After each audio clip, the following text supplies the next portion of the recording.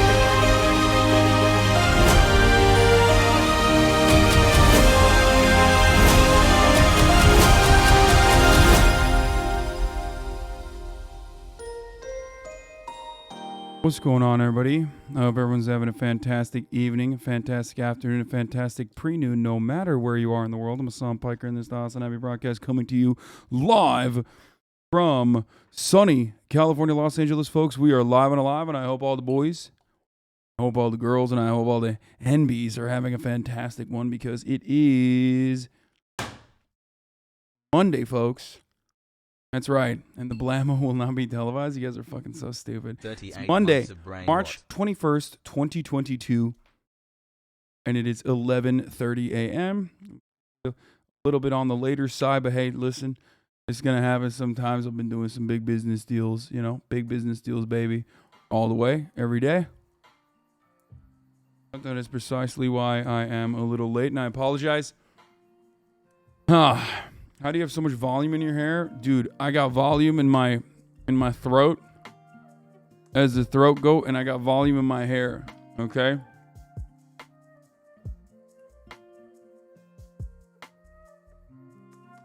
Hold up. What? Anyway, listen, folks. Fuck. Wait, what the fuck? Oh, no. Oh no. Did an ad just run? 6. Oh, Jesus Christ. Hold up. Fuck. Oh no. It's doing this. Oh no. It's doing this fucking bullshit where God damn it, now I have to delete it. My ad buttons got switched around on the Twitch dashboard, okay? And when that happens, some weird shit happens where it like literally forcibly runs a 3-minute ad every time I refresh the page. So now I have to delete it. It was right here. It was like I had to delete it. Oh, you're not on. It's not on desktop. I had to delete it, but the ad button page right there runs a 3-minute ad break forcibly. Oh no, only 1 month until my brain is officially... When you refresh the page, that wasn't on... I didn't do that on purpose. I'm sorry. Anyway, it's fine.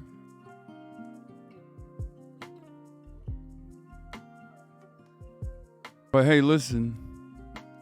I have been grieving these... I made a HasanAbi Productions video and it made my day. Thank you so much. This is McCream Pie Supreme 69. Means more than I can say.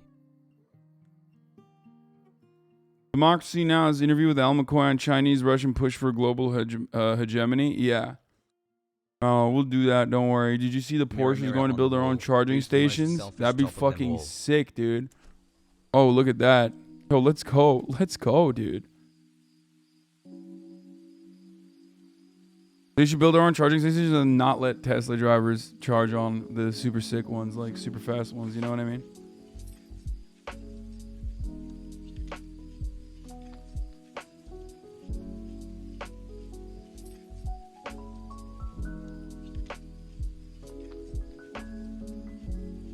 What happened with Michael Tracy? I have not seen it. Anyway, folks, this is part of the broadcast where I tell you a little bit about my personal news, but there isn't really much going on the personal news front, really. I watched Spider-Man. My mom is gone. Dropped my mom off this morning. Did not actually end up working out this morning because I had to drop my mom off at the airport. Flying out. Back to New Jersey. Unfortunately, mom is gone.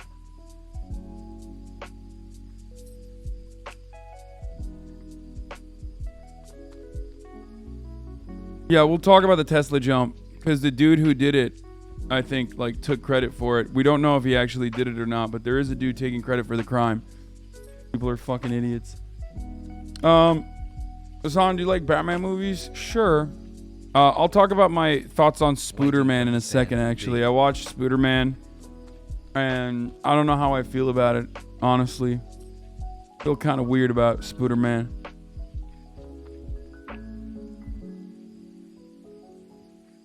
I love it. Like, I love the franchise. I love Spider-Man. I love the comic books. It didn't feel like a normal Spider-Man. I don't know. I'll get into it in a second, but that's what I did. I did that last night, and then this morning I just dropped my mom off the airport, and that's it. Not much going on in my life other than that, really. Damn, that intro. I'm in an art school magazine think piece. F News magazine. Hassan Piker, home owner, hypocritical Marxist. Someone wrote an article about me? What the fuck? Bro, what is this? F News magazine. Amendment. The School of the Art Institute of Chicago. Art, Culture, and Politics. Marxists like nice things too. Part 6. What is this, bro? 14 months overall. Thanks for doing what you do. Tom Piker isn't the biggest left-wing hypocrite out there. Lefties themselves are. Ooh, I like that. Can a Marxist own a home? Yo, this is fucking dope, dude. 4 months. Thank you, Alan. Okay, Aiden Bryant, probably in the chat right now. That's fire. That's a fire emote. Oh, it's a fire photo.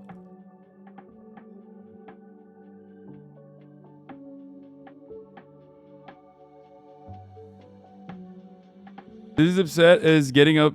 No, this is an art magazine in Chicago for their art program.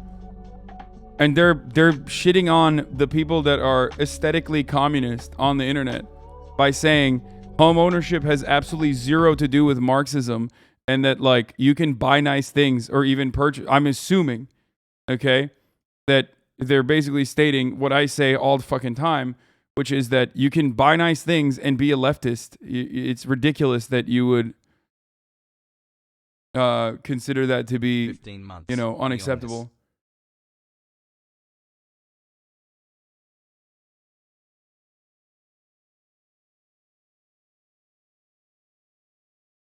This is a back issue from March? No, this is like the new issue.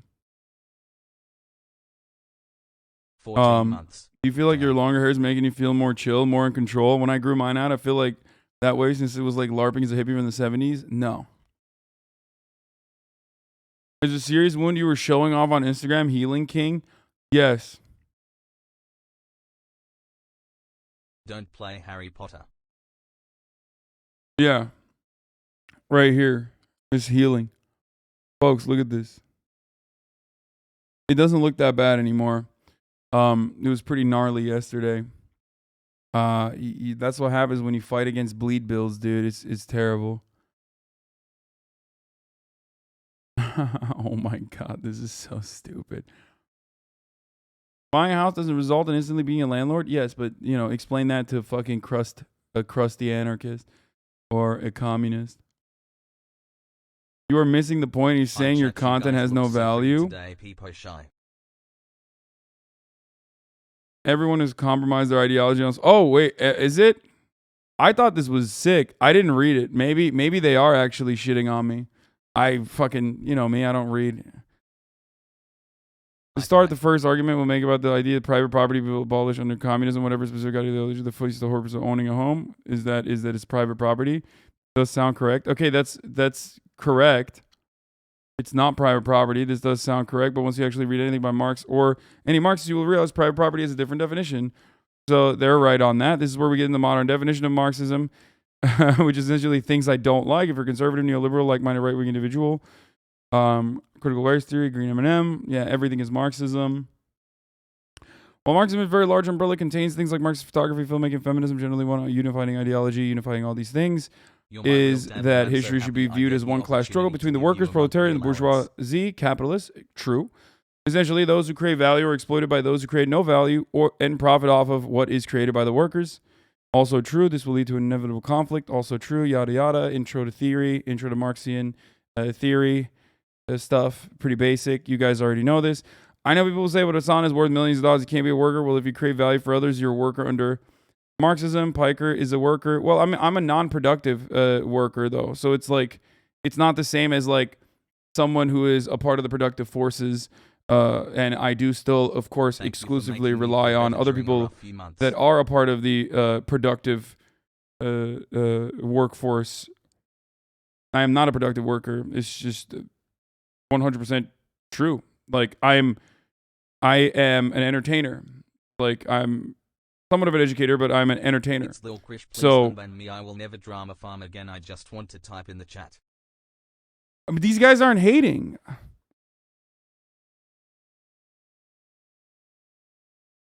Hasan Biker is a worker. Professional athletes, no matter how well paid, are workers. Anyone who does not own capital or creates value for someone else, who in turn makes money off of it, is a worker. This is not saying people can't both produce value for themselves and profit off the labor of others, but that's an argument for another article.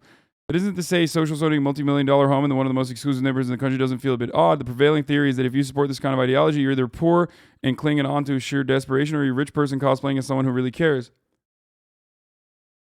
Good luck in your quest. For most, Piker will fall into the second camp, another multimillionaire calling for something to be done about the horrors of the world they profit off of. But why is an ideology limited to one group of people, especially one based around solidarity with those around you, regardless of who they are?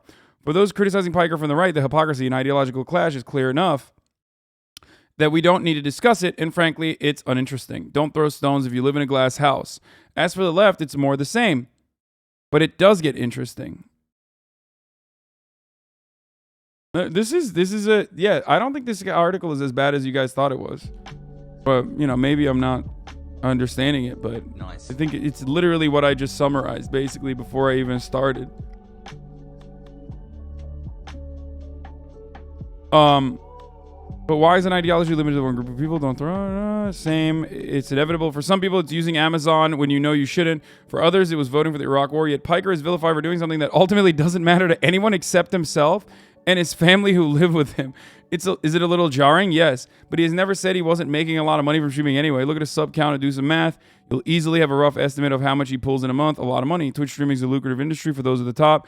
And you don't even need to look at Piker's figures to know that there's even bigger streamers like Pokemon rake in even more cash.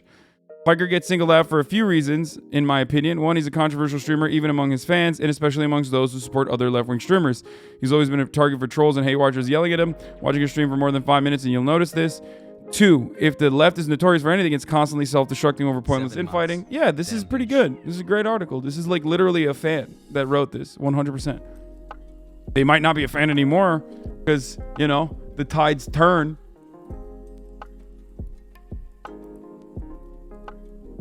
It's funny because you could have actually done some really awful shit with all that money and say you got like 4 bedrooms. Yeah, I know. It's fucked up. It's fucked up. You say hi to my mom, Janine. Me and her watch you every day at work and she loves you. I'm not saying that the next Eugene Debs busy modding on Twitch, but we can apply this lens to the left as a whole. Half of us have been so destroyed by the market that the only logical conclusion is burning it all down, and the other half still thinks Biden will cancel student loan debt if we work hard enough. Should these people all just come together and unite under one cause? Yes. Will it happen? No. This is not a unique story if you're terminally online person. We'll eat each other alive and dox our favorite Twitch streamers before we actually get anything done. Oh, and then that's it. Okay. I'm 18 now, Daddy. The docs are not the docs. That seems to be the question on TikTokers' minds. That's insane that that's like a convo that we're having. Hey, listen, the way things work though, that person could fucking hate me now. You know what I mean? I've seen so many people just like straight up be like, Hasan became a Putin shill. Like he became a Putinist puppet, and now I despise him. You know what I mean? I stuck with him through the house controversy. I stuck with him through the Porsche controversy, but now he's a Putin puppet, and like this is where I draw the line. It's like, okay, well you're brain broken. I don't know what to tell you. Like there are people like that, or I stuck with him through you know. Or there's people that like say I'm transphobic because of a community actively fucking spreading this lie, which is a laughable one, so I don't really even care enough to address it. But is saying because I banned that anarcho catboy Vosh fan for saying you know, you can't debate well enough and you should have never had Christian Walker on for doing the same narcissistic fucking criticism that I get incredibly bent about many times, like banning them for being a annoying woke scoldy fucking anti-progress leftist. They turned that into a Hasan is a fucking you know, transphobe thing. So, and then there's also the other like React Saga. All of those compiled together, you know, created a big exodus of members leaving this community, regardless of like recent events, bringing back a lot of people in here, whether it's hate watchers or just like in general, they just left. But who cares? All right, that was a lot of personal news stuff. We got that article out of the way. Let's fucking get started. Let's pop off. Themacius, thank you for the fat playlist. Okay, new Witcher's possibly coming out. There's a lot of news. It's Monday. You get hate all over. It's insane. Yeah, I mean, it's just a part of it. I don't even think it's just because I'm a controversial person or anything like that. I think it literally is because once, I've said it already, once pylons happen, once the internet decides you're a good target and you just have these marks on your reputation, no matter what, every community is always going to bring back those things, and it will always snowball.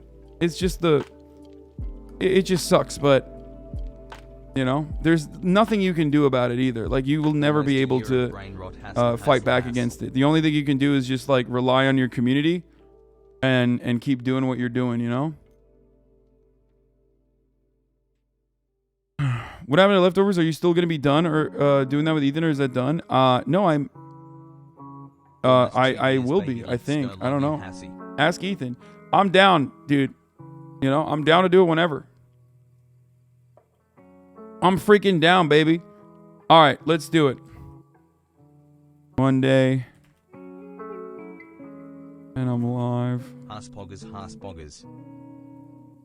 A lot of news. Russia levels Mariupol as Ukraine rejects its surrender terms. I love your content and you've helped me improve my physical and mental health. New SCOTUS confirmation just dropped.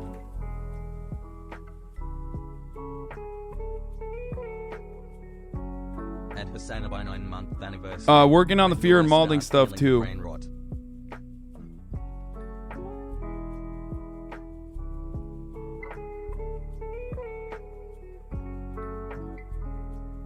Pro-Kremlin tabloid Komsomolskaja Pravda has published Defense Ministry figures listing 9,861 dead Russian troops and 16,000 wounded in Ukraine. What the fuck?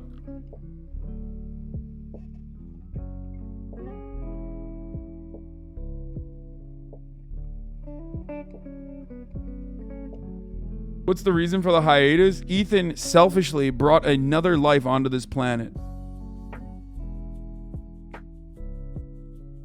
That's what the reason was. That's why we stopped. He just had a baby. Thanks for 5 based months. And yes, the baby has not consented to being born. No baby ever consents to being born. That's why we are anti-natalists in this chat. I'm just kidding. I chat peepo kiss.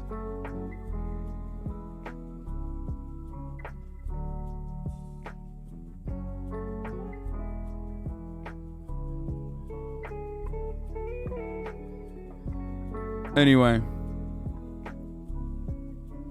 18-month hype. So, let's blast off, baby. Let's do it. Aaron RuPaul has all the... Oh, yeah. New SCOTUS confirmation just dropped. Trigger warning, Ted Cruz. And more. Get in now.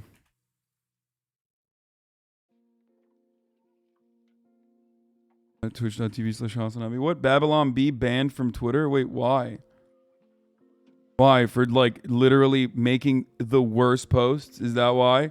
I kind of get that. Twitter finally does a good job.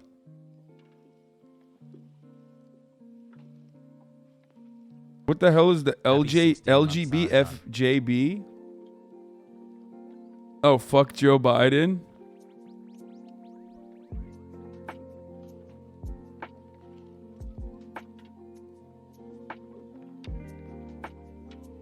For pure transphobia? Hi Hasan. Oh. Hi chat. Love you. That makes sense. But also, once again, and I'm pretty sure even the trans chatters would agree with me on this, it's more transphobic how bad their jokes are, I think. Like, their straight transphobia is just, you know, regular run-of-the-mill stuff. You know what I mean? It's just like, oh yeah, transphobia. Oh, what else is new? But what is even more transphobic is subjecting trans people, as well as cis people, to just dog shit posts over and over and over again. Okay? Which is precisely why they should have banned them for that. It was a targeted hate post, not generalized.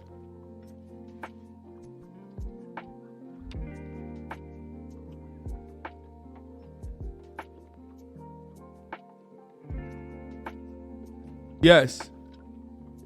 I think that that's the worst part about it. Is not just like the run-of-the-mill transphobia, which you see all the time, and I'm sure it's fucking awful. But it's the fact that they think it's funny, inappropriate, it's offensive. My wife is asking. Absolutely unacceptable. I was watching the Supreme Court hearing and I regret it every time. So mind-numbing. Yeah.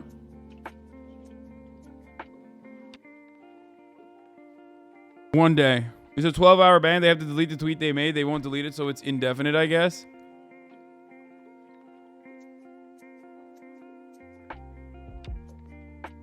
The TheBabylonBee's Man of the Year is Rachel Levine. Who is that? I don't even know what this is.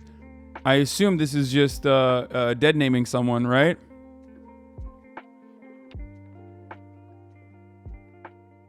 "90 days sub gang."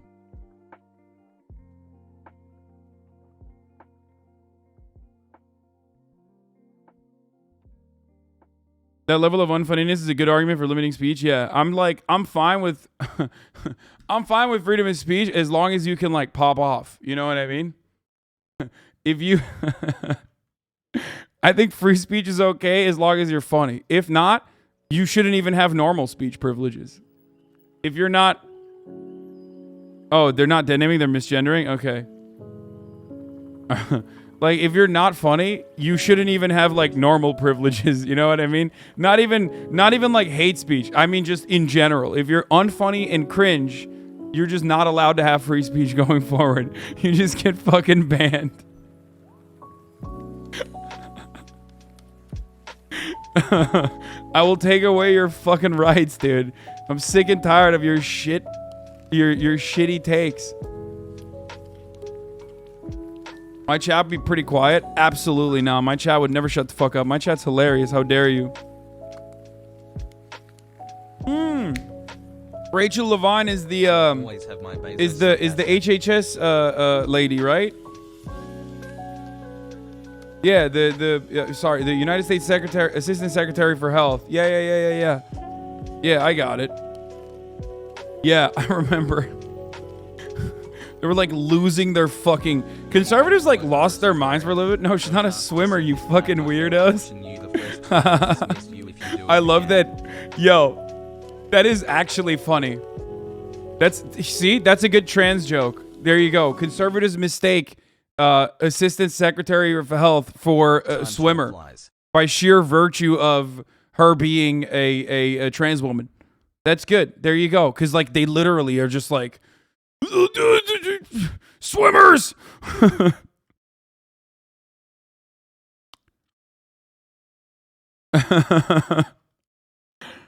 Oh, those Mildred jokes you had too were fire. I'm sure TheBabylonBee is super concerned with, and not just a random trans person they decided to pick on. Yeah, no. It's literally a trans woman winning must be a swimmer. Yeah, it's like 9 years. They would never make that mistake. All conservatives are huge women swimming fans. Exactly.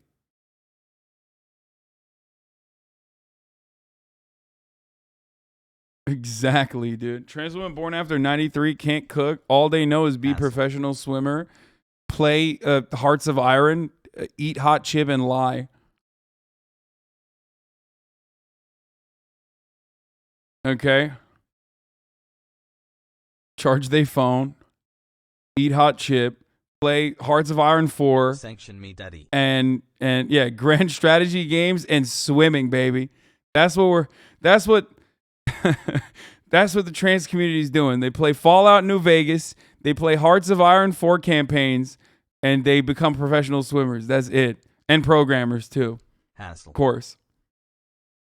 I'm sorry for calling out the entirety of my trans community. I know this is transphobic. I'm being transphobic right now by singling you out, but sometimes, stereotypes are just incredibly true.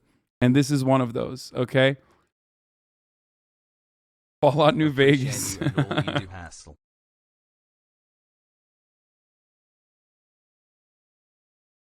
What about Chelsea? I just described literally also Chelsea. What do you mean? What do you mean? What about Chelsea? Chelsea Manning? What do you think? What do you think I'm making fun of?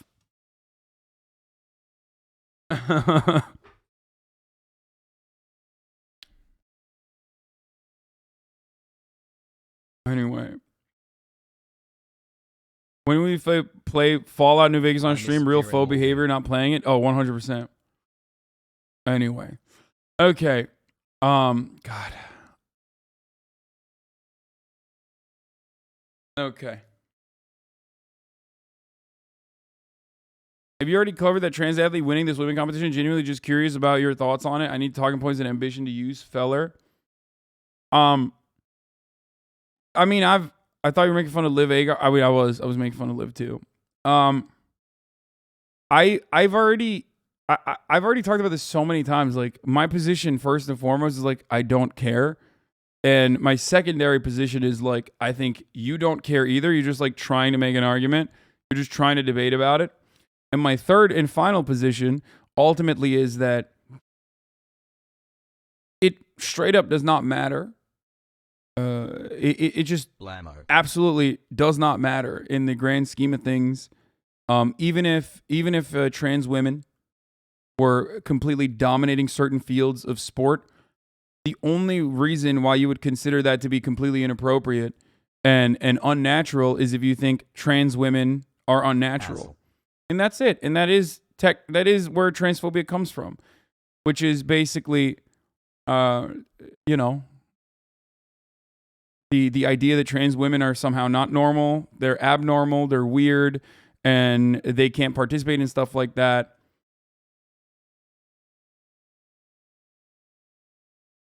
At the top end in swimming, 95% of men were slower than the fastest female swimmers, including me. Even if she was masculine, that is not an auto win.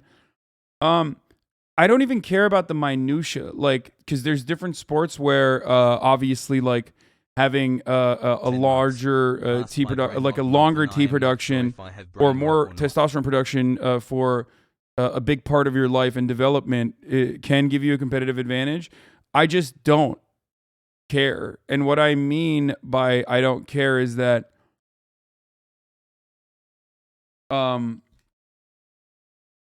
like I get it. Like, I understand. Even if it does have a competitive advantage, I'm saying I don't care because they're still a trans woman. You know what I mean? I think that trans women are women, and that the only reason why you consider that to be unfair is because you think they're doing it from a place of like cheating. Like you think that there's something like mischievous going on behind the scenes. And like, I personally think that not a single human being on the planet is going to undergo HRT, gender confirmation therapy, literally fucking like get brutalized by people over and over again for just the crime of existing, have their existence be debated on in public by academics every fucking day just to win like swim victories. Like, you're psychotic.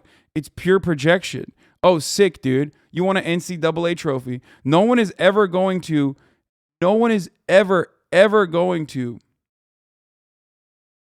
what?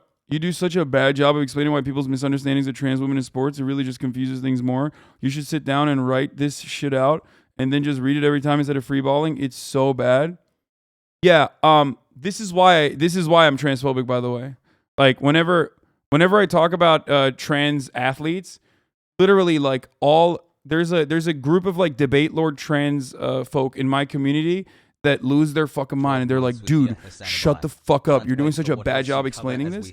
I have converted more transphobic people into not being transphobic than you. Perhaps I know what I'm doing and you don't know what you're doing.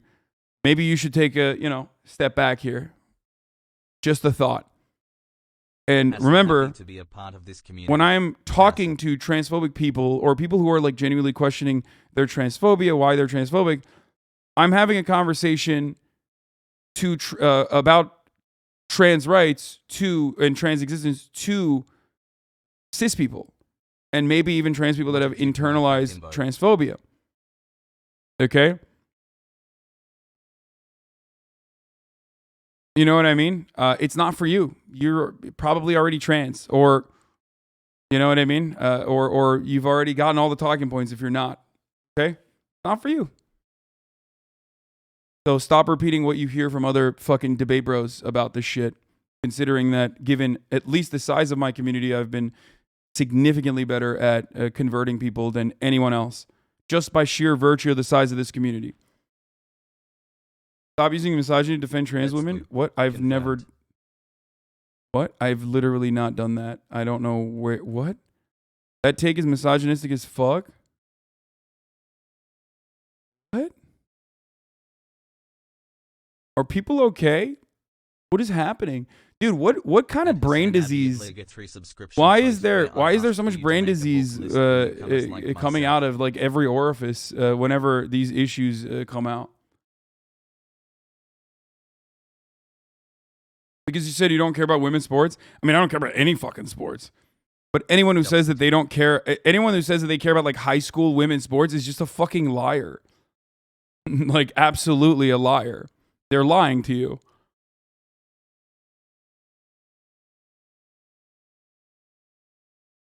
Hey Hasan, I support trans women in sports, but please stop with if they dominated women's sports, it doesn't matter. It matters to plenty of women athletes out there, and the way to fight transphobia is with knowledge. Data's out there. The most trans women don't have a significant competitive edge in sports. Let them participate. I mean, I mention that all the time as well. And people hyper focus on their victories and rarely ever cover the sequence of L's that they take in the immediate aftermath of those one singular standout victories.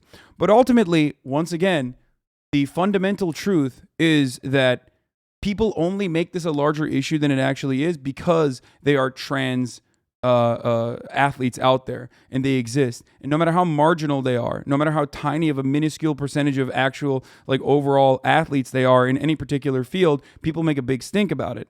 And the reason why people make a big stink about it is because they're transphobic.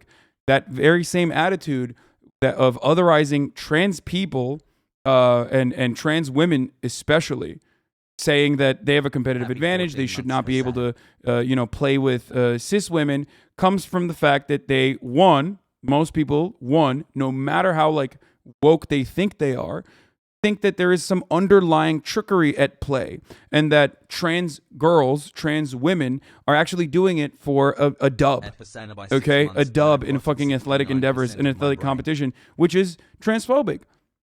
No one would undergo the brutality that they experience from society and come out as a trans person and demonstrate the courage as coming as a trans person, especially at such an early age, where just for the sake of like fucking an NCAA victory. It is a completely psychotic thing. Prove me wrong. Go fucking go bimbify yourself if you believe that, to like win dubs. Okay. So that's it. It's just, that's my position, and that's always been my position. And I just, I find it really strange that we have this conversation over and over and over again. And that's precisely why I always say, like, even if they were dominating, which they usually aren't, even if they were dominating, who cares? Trans women are still women. You don't have this kind of attitude towards like any sort of, you don't have this attitude towards tall people who are naturally tall. You don't have this sort of attitude towards Messi, who had to literally take supplements and steroids specifically to, I think, what is it, like combat early onset dwarfism, if I'm not mistaken. Like you cherish people when they are cis and they undergo any sort of situation like that. any sort of like confirmation or any sort of like health, any sort of surgery like that. And you certainly don't care about it if someone is what you declare to be a naturally gifted person. The only time you care about it, actually, as a matter of fact, the only time you care about it is even if it's a cis woman that has naturally higher elevated levels of testosterone production, and they actually end up getting fucking clapped out of the competition for the sake of like normalizing this field. So that's it. There's a lot of takes on it, but that's where there's a lot of like data on whether or not some trans people are very good or have a legitimate competitive advantage or not. And I say it doesn't matter. The only people that want to make it matter are people that want to continue and extend this conversation. Who cares? I believe that trans women are women. And therefore, if you are a trans woman, okay, I don't think that your womanhood revolves around you fucking dominating high school sports. That's insane. I think you are a woman and you want to live as a woman and you want to be recognized as a woman, and you're doing it for that reason. And if you are also better than the other girls that you're swimming against, then great. Who cares? And this is the alternative, right? How about a trans category for them to compete in? What are you going to do? Are you going to make the one trans swimmer compete against the one trans shot putter versus the one trans, skier? Is that what you're going to do?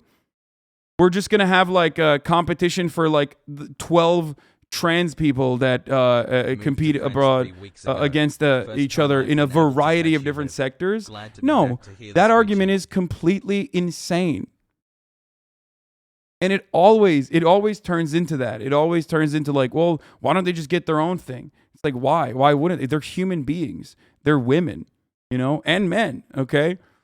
This conversation never has men involved in it as well. And for the record, not that like trans rights and civil rights for black people are brain disease, cool and normal response to someone thinking you do a bad job. I just listen to you and just my opinion on it takes. To be clear, I agree with your stance. I just think you're a bad ambassador / shrug. Okay. I mean, I don't care. I'm serious. Like, I don't care that you think I'm doing a bad job. This is not valuable criticism. This is not even constructive criticism. You're just sitting here and saying you're a bad ambassador for trans rights when I demonstrably have done a lot more and a lot better than 99% of people. One, first and foremost, because of my privileges. I took the pill on the trans people have an unfair advantage thing from Joe and stuff back in the day. Islam's the only reason I've completely changed my thought process. I promise showing people understanding and explaining it in a good way can help some people more than debate lording them into submission. It's significantly better than debate lording them into submission. And that's the issue. It's just that you do have a bad brain. I'm sorry. Your brain is bad. It's broken. You just exclusively rely on the intellectual metal in the marketplace of ideas, people fighting one another and putting out their best points, putting out their best talking points against the other person's best talking points. And whoever overwhelms their opponent rhetorically wins.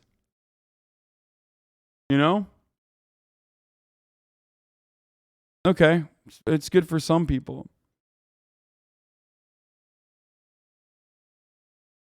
The point of Twitch is to engage with chat and community, and this person, it's kind of weird that you're reacting to your community's comments. Yeah.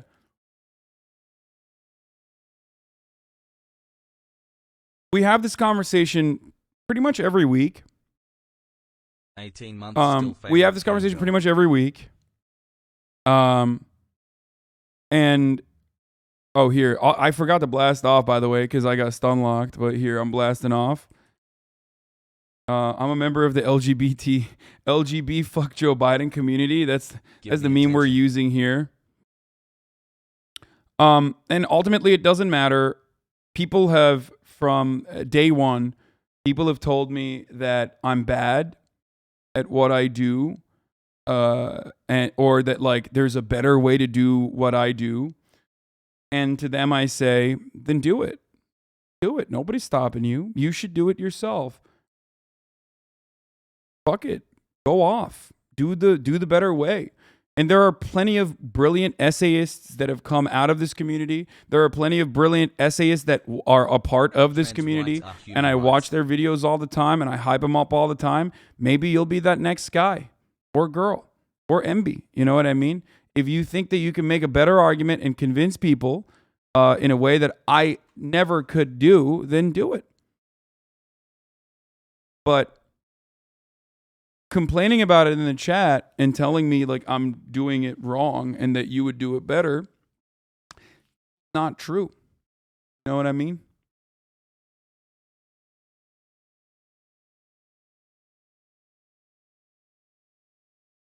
Trans women are women.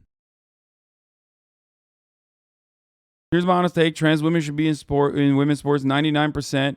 There's not going to be a significant advantage, and I'm honestly okay with the occasional pro athlete who transition later in life. Yeah, straight up. I don't care. Kekspin kekwiggle, kekspin kekwiggle, kekspin kekwiggle, kekspin kekwiggle, kekspin kekwiggle.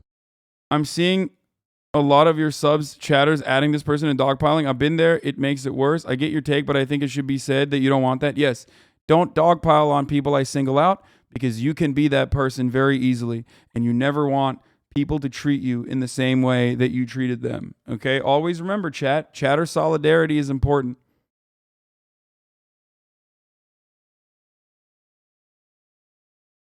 No? It's Pessy.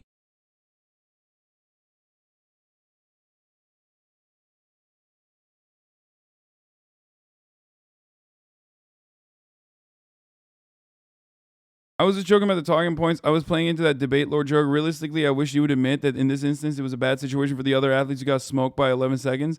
But the problem isn't the trans athlete rather than the NCAA failing to put up stricter regulations, i.e. expecting trans athletes to be well into their transition. Wait, but like, who cares? Who cares if they fucking smoked them? I mean, that's what I'm saying. Like, I recognize that someone was able to absolutely fucking destroy their competition or whatever. And part of that is because they're maybe in their earlier stages of transition or whatnot. But ultimately, like, they're not doing it to cheat. You know what I mean? They're not. Unless you genuinely think that, like, people are turning trans, okay, that it's not like a part of their existence, but it's rather a decision that they're making. Okay? Cool, man. Stop refreshing. Haha, sure thing, man. Lamau, I'm not reading shit from anyone else but you. Okay, you're sick, chatter. Thanks for being in here for 19 months. I get it. Like, it gets boring after a while and you want to spice it up. Maybe you've been in the community for a long enough time and you think, like, you have better takes. Maybe this community has led you to other communities. Maybe you think you've outgrown it and now you have your own political opinions. And you know, those your own political opinions that you've merged or that you have molded from the other content creators that are now telling you for the first time, even though they were defending me maybe in other controversies, that it's a good opportunity to strike and say, hey, listen, like, you're fucking, with no disabilities at the 2000 Paralympics, you know, you're this person is bad. And you're just like repeating them, but hey, you know, you'll come back. They always do. Objection, bro. That woman that got smoked probably cared. That's actually really interesting that you say that because in like 99.9% of the instances, they don't. They actually are fucking super pro-trans. Like there was a photo that was going around of the trans athlete. I didn't even look into it that much. Like I don't even know what the fuck happened because my position is like I don't care in the sense of like like I think people are turning it into turning it into like a larger issue when it's not a large issue. But she was standing and the other three girls were standing next to her taking a photo together, and people fucking thought that was because they were transphobic against her, and that wasn't even the case. Like they literally were just like taking one photo together because they were on the same fucking team, and that they are all like they've all independently written about PogO. They've all independently written about how like they're not that transphobia is a major problem in their field. So it's just, it's this conversation, unfortunately, is almost always guided by transphobic people that want to turn it into a big issue.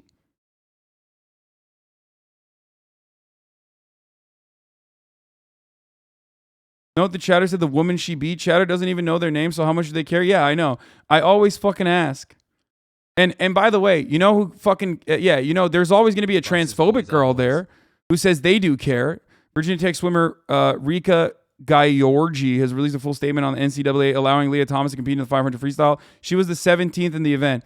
Every event that transgender athletes participated in was one spot taken away from biological females through the meet. Yeah, dumbass, you were 17th place. Like, shut the fuck up. Oh, damn, you made it to 17th place instead of 16th place. Oh, no. She really destroyed. She really just stole that from you, huh? She really took that from you. Imagine making a fucking stink while you are literally getting your shit pushed in, absolutely demolished, clapped, destroyed. Like, you incompetent, awful shitlord getting destroyed by what? 16 other women, 15 of them being cis, and you're over here fucking complaining. Okay? Champion. That's crazy. That I would, hey, listen, if I'm fucking 17th place on anything, I'm going to shut the fuck up and spend less time trying to become the next Fox News commentator and more time swimming faster. Okay? Maybe you should do that. For the first time. Let's fucking go. It's so incredibly whiny. Okay? Sorry. It's just the truth. Someone said 17th place. Did she almost drown? Yeah, what's up, dude? Brain rot incoming. She just jumped in there. She's like, I don't know how to swim, actually. No, I'm kidding. I'm sure this is like very competitive, and you're usually pretty good, but this take is absolute trash.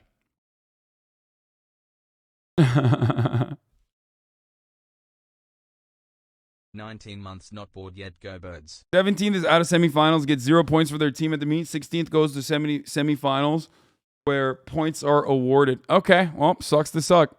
Learn to swim faster. You got 15 other girls that are cis.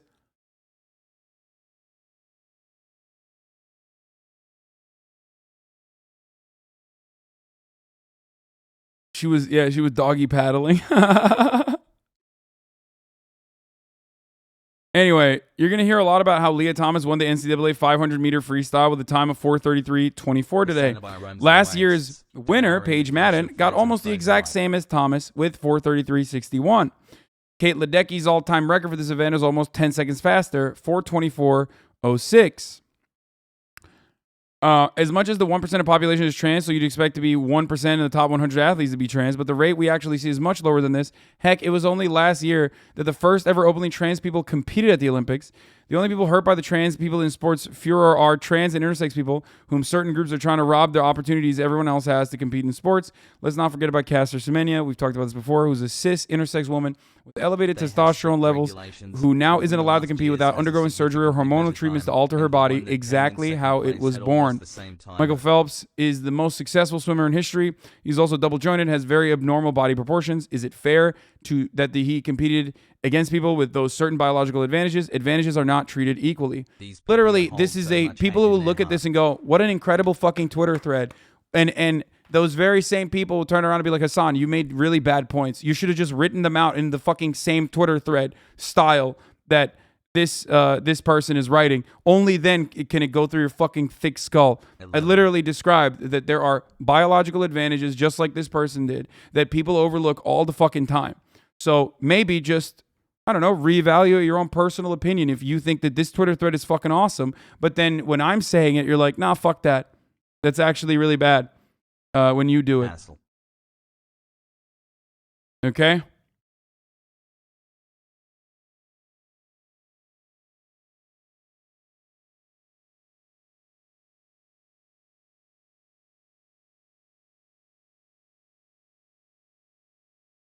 At HasanAbi Joe Anyway, had a convo a few years ago where he said cis women had an advantage in swimming versus men because of their bones or whatever. Wonder how fast he throws that away, lol. Who?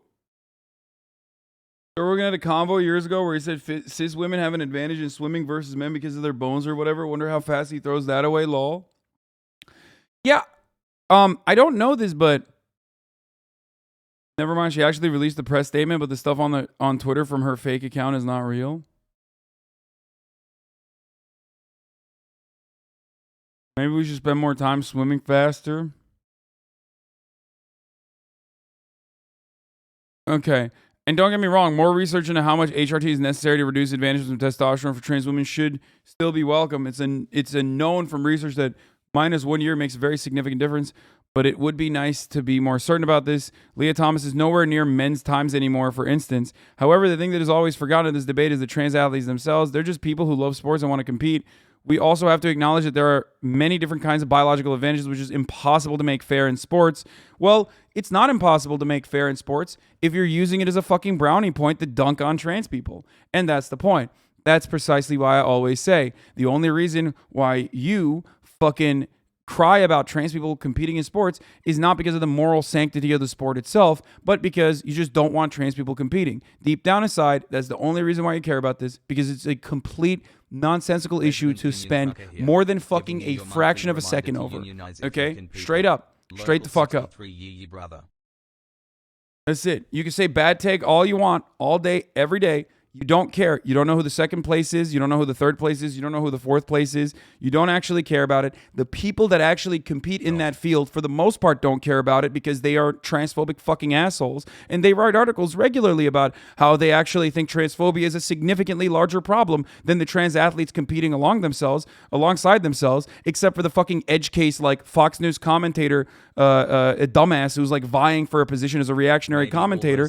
And this community is supposedly a bunch of fucking debate lords that are progressive and therefore shouldn't get sucked into the idiotic fucking manufactured consent machine and start churning out right-wing propaganda. Trans women are women. They're not fucking faking this. Okay, assuming that they're faking being trans specifically to win like a tiny, minuscule fucking NCAA competition is absolutely psychotic and also transphobic. Okay, and even if trans women, specifically because they are in like the starting process of their transition or whatever, have significant competitive advantages. Let's say they do. In 99% of the instances, they don't. There's plenty of empirical evidence to suggest that they don't. But even if they do, it does not matter. It does not matter because it's not unnatural. It's not unnatural to be trans unless you think it's unnatural to be trans, in which case you are transphobic. That's it. That's the take. Please stop substituting the empirical evidence for the anecdotes of one trans woman competing and winning one fucking time versus the same trans person losing a million times over, because no one ever covers that when they're fucking getting their shit pushed in. Okay? But they only cover it. They only cover it when a trans woman wins once. And that's precisely because no one cares about the morality or the sanctity or the moral integrity of the sport itself, but everyone actually cares about a trans woman competing. That is because a lot of people are transphobic and they get whipped into a frenzy. If you would like to learn more about why people are transphobic, I am very understanding as to why people are transphobic, because this is unfortunately the normative position. We live in a transphobic society. Gender norms are considered to be rigid and binary, and that's like a very important part of your identity. And that's precisely why you are your learned behavior, especially in Western civilization, but Western society is very, very transphobic, unfortunately.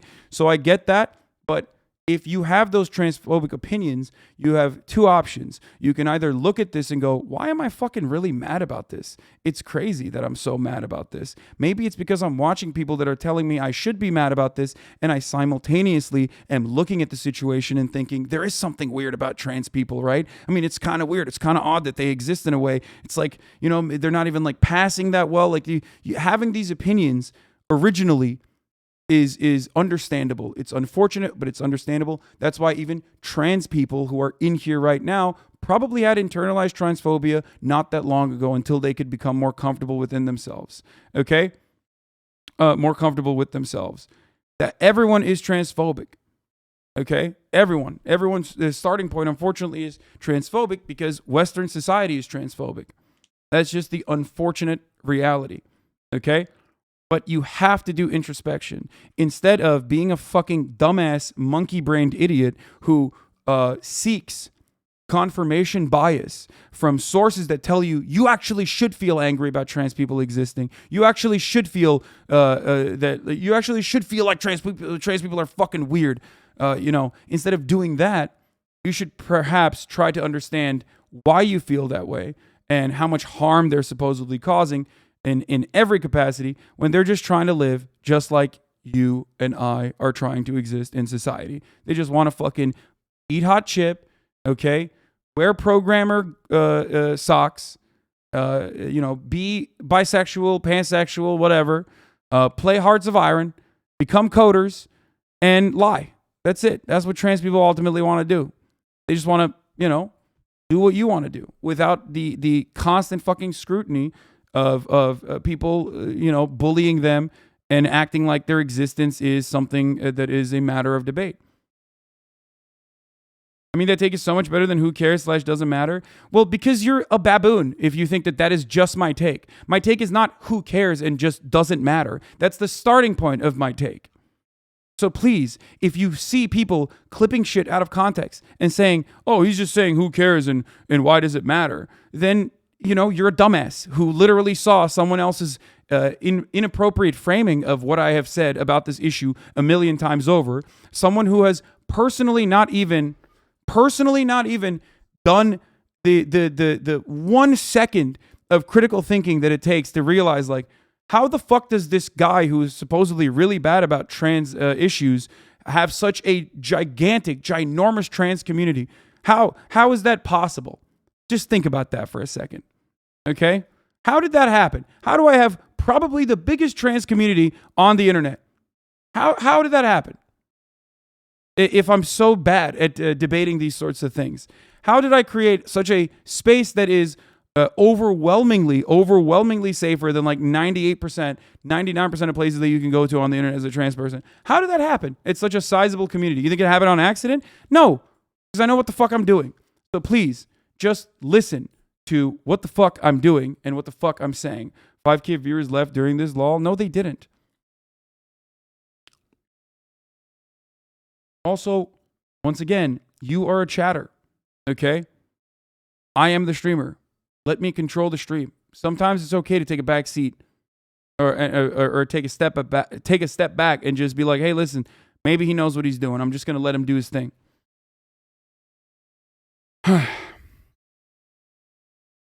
Like when I forget to run the top of the hour ad break. At the top of the hour, there's a 60-second ad break, okay? And if you no longer want to see those ads, all you need to do is subscribe. We are going to move on from the trans athlete conversation. I think we've covered it endlessly. I think we've covered it extensively. It's been done a million times over. Okay. But yeah. I had significantly less transphobic at 30K than it was at 5K when I started watching. Yeah, because I was just starting to make these arguments and fostering a community that was welcoming back then. And also at 5K, I had a lot of debate lords in my community.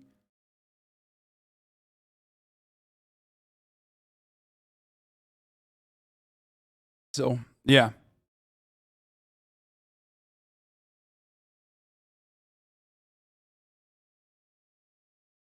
So, once again, remember, when people are like, oh, dude, I do totally care about, women's sports or whatever, that's fake. That's virtue signaling. You don't. You literally don't. And the people that are in that competition for the most part do care. And they care in the exact opposite way that you care about it. Most of these girls are against transphobia. So why are you seeking desperately for confirmation from the one fucking idiot that is transphobic and is saying, like, trans people stole this title from me? Also, why do you think that they stole anything? Even if they do have a legitimate competitive advantage. Okay? 20 months. The brain rot is growing. Name one I can feel WNBA the player. blood I tape seeping can't. into my Brittany mind. Griner, I'm gonna who get isn't that even in the dog fucking if I knock WNBA. down. She's now literally in the Russian league.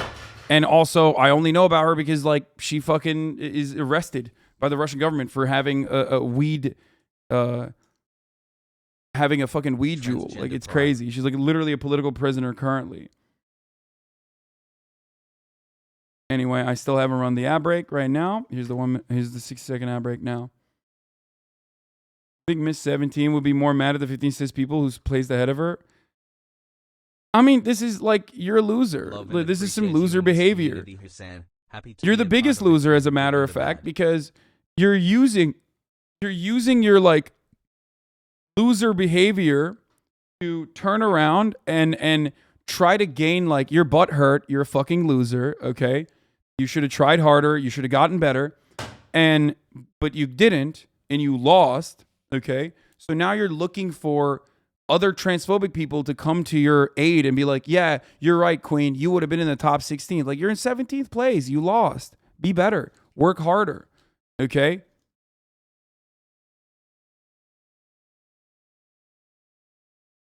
When the 17th person becomes trans, she will 100% become the best swimmer.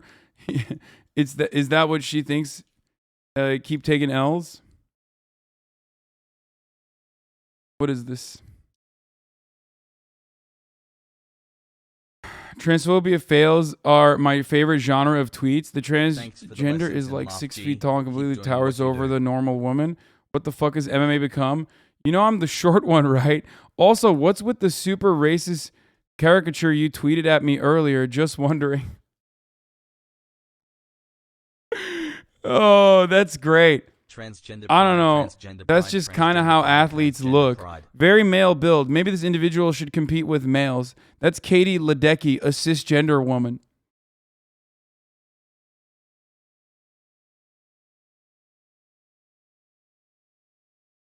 It's like so stupid.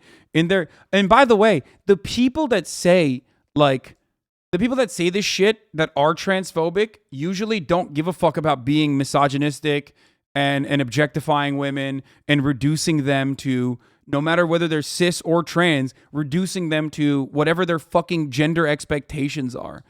It's just like they live in a fucking binary world. Are you actually saying this is fair? Bro, these are literally just cis women. I think, are you just scared? Are you a scared little boy about, like, just jacked women in general? Is that what it is? What the fuck's going on? You're like looking at it. You're looking at this, what you're seeing currently, and thinking that this is a muscular woman. So you're thinking like, oh, must be trans. Not even fucking trans.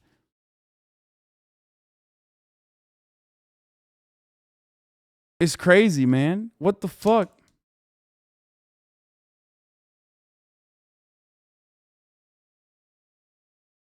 Blammo.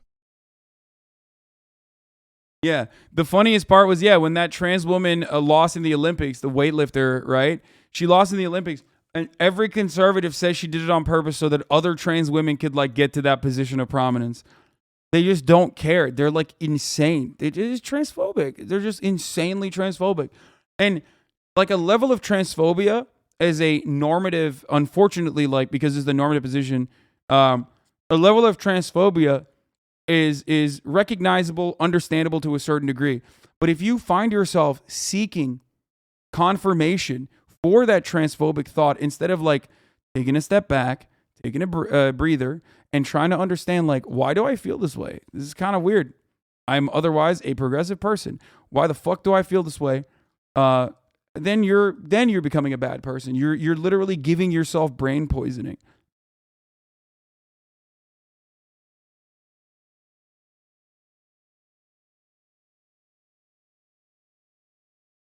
Most non-athletic men fear muscular women because it challenges their fragile sense of masculinity. I say this is beefcake.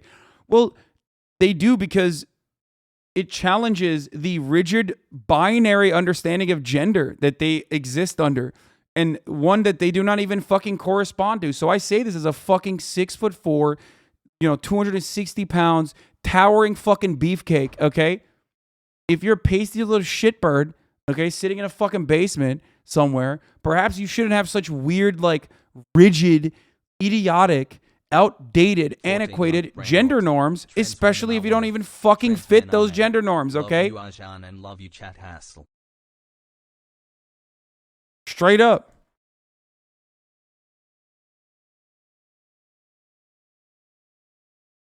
It's because they want to feel like they have some automatic advantage over half the population or whatever. I mean, like, that's true though. Like, men do have, at least looking at like literally most of the sports that we talk about, like with explosive physical strength or you know, sports with like fighting and whatnot. Like, yeah, men in a lot of instances, cis men do have an advantage over cis and trans women. Okay, you forced me to see ads. But like, it doesn't fucking matter. This is not the conversation that we're having. But thanks a lot, hassle. And we are talking, and the problem is like, it changes, it varies through different fucking sports. I don't think that's like controversial to admit. Like, it's not.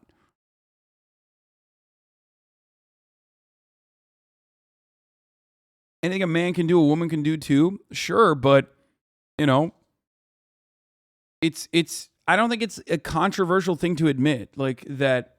Yeah.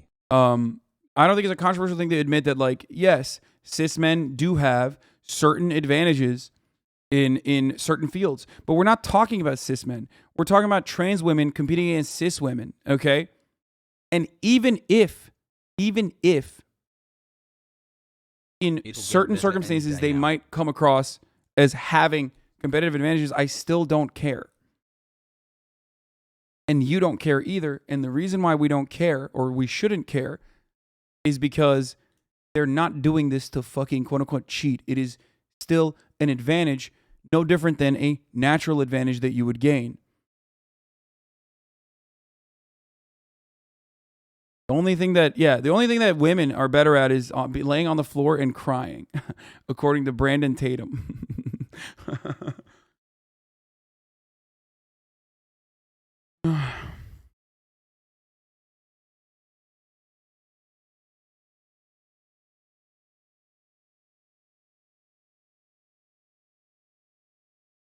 Sort of like describing the racial differences in certain sports, but nobody cares about that because it's not a real problem. I mean, those disparities also close as time progresses. You have to understand that. That is not even that, like, racial disparities in sports also are really, really difficult to just attribute specifically to individuals' races. It has everything to do. You can't rob their material conditions from that analysis and simply point to someone's race. You know what I mean?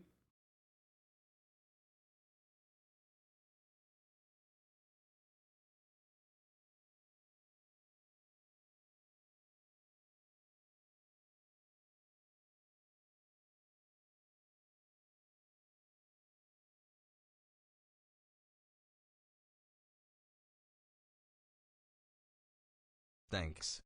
The wild part about this is that people never bat an eye and ate mask statured or genetically gifted cis women sports wise. No, they do. They do that, actually. That's not true. There are plenty of cis women, intersex women that literally do have that natural advantage, and they're barred from competing because, or even if you like don't look like the standard Western centric like beauty standard of what a woman is supposed to look like, because of misogyny, because like our understanding of like what women should look like why should we have a say on that?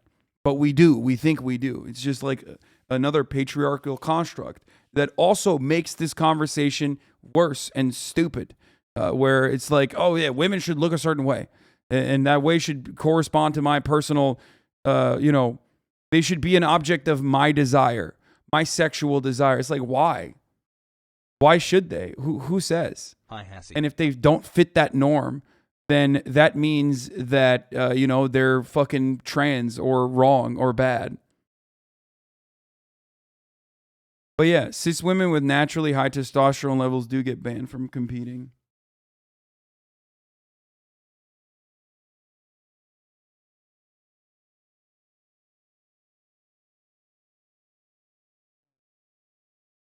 Do you think the idea of gender sports should be abandoned? Why do we even divide the lines at this point? Let's just let everyone compete on unless you think it's the most progressive take, but maybe on the wrong. I mean, I don't disagree with that. Like, I don't care. So yes, I do agree. We should, first of all, allow PEDs. Okay, treat the human body like a fucking Formula One engine. You know what I mean? Limitations on PEDs, but still allow and allow the distribution and safe usage of PEDs. So that's one. Okay, and two, I don't care, like, you know, unshackle gender from the conversation, but of course, if there still is like you know, an interest in having, that's a terrible take. No, I mean, I get why fucking people don't want to do co-ed. I get why women want to have. I get why people want women to have a separate league. Like, women want women to have a separate league. Actual horrendous take, dude. Save PEDs. Yeah, we can have a separate conversation about PEDs, but I personally think that, like, it's you know, we're halting progress on it when we shouldn't. That's my take. Sorry. Like, we should allow PEDs. We should have, like, you know, we should do more research on it and make sure it's as safe as possible. I think, you know, people already use it. And I don't mean like secretly. I mean, people use types of testosterone enhancements and shit like that all the time. So you would be okay with letting women drive cars? Absolutely not. Bro, baseball was so much more fun and had more highlights when there were fucking, you know, people just absolutely smashing shit, okay? I'm sorry. I love my mother, like, chat. Make it's sure just to the hug truth. your moms. Fucked up. Gigantic. It's like gladiator mentality. It's messed up, but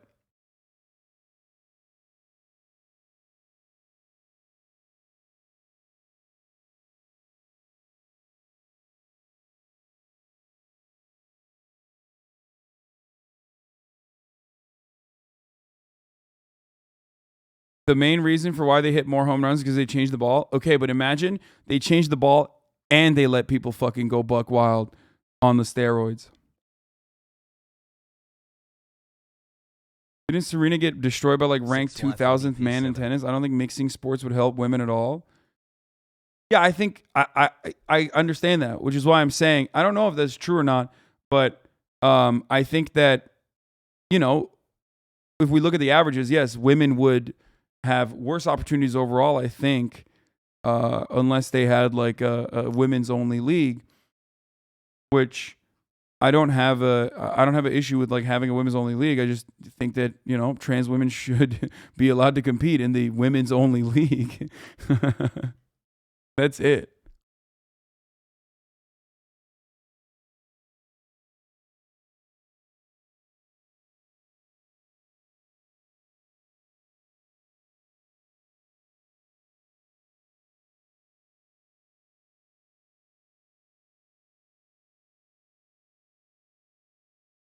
There's always, you're wrong about women's categories. Wait, why am I wrong? I've been hearing more frequently the narrative that women's sports apparently exists to protect the categories so the women can win, because on this account, without it, no women will ever win again. No, women will of course win. Of course women will win, but I think more women overall will end up, you know, winning positions of prominence when there is a gendered league. I don't disagree with that. I'm not saying women can't do fucking sports. I'm simply stating that, like, given the way that we have, you just said it, Katie Ledecky fucking destroyed that one trans athlete's record by like 11 seconds. Yeah, of course, dude. Of course. I'm talking about averages. I'm talking about, like, in general, the 17th place person. You know what I mean?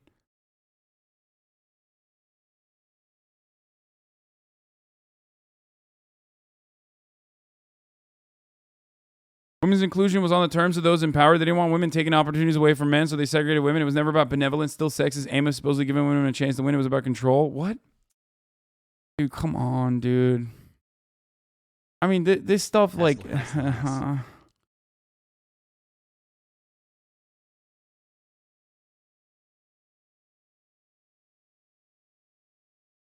by the way, I was dead wrong. That trans athlete won the championship by 1 to 2 seconds, not 11. Actually, trans women should not be able to compete because I don't want them to. Yeah, exactly. That is... See, that's the take. That's the real take. Like, that's literally it. It's just... Actually, trans women should not exist because I don't want them to. Also, I think they're strange. That's it. That's literally, like, where 99% of this conversation comes from. And then, like, everything else around it is just, like, sprinkling an intellectual patina, trying to moralize that argument by turning it into, like... Actually, this is about the morality and ethics in video game journalism. You know what I mean? It's like, no, dude, you just don't want it.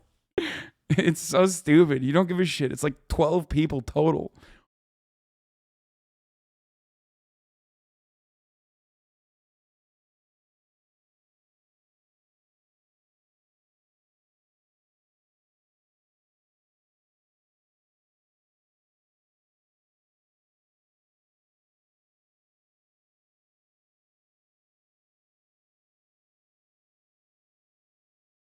Look at the sports they're citing: skeet shooting, figure skating.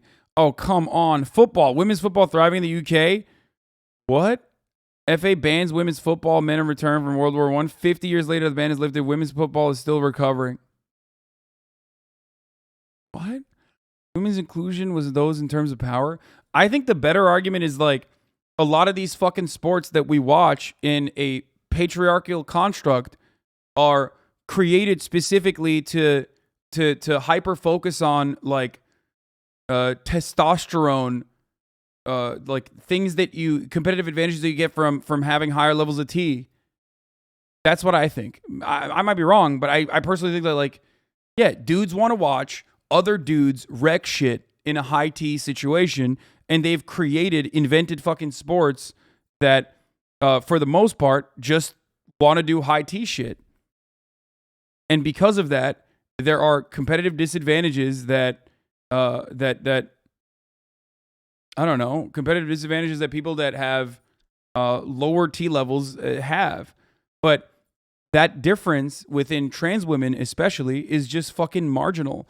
And it doesn't bear itself in, like, an automatic dub for trans women in general. And that, and I'm talking about, like, soccer. I'm talking about fucking the regular sports that everybody watches. You know what I mean?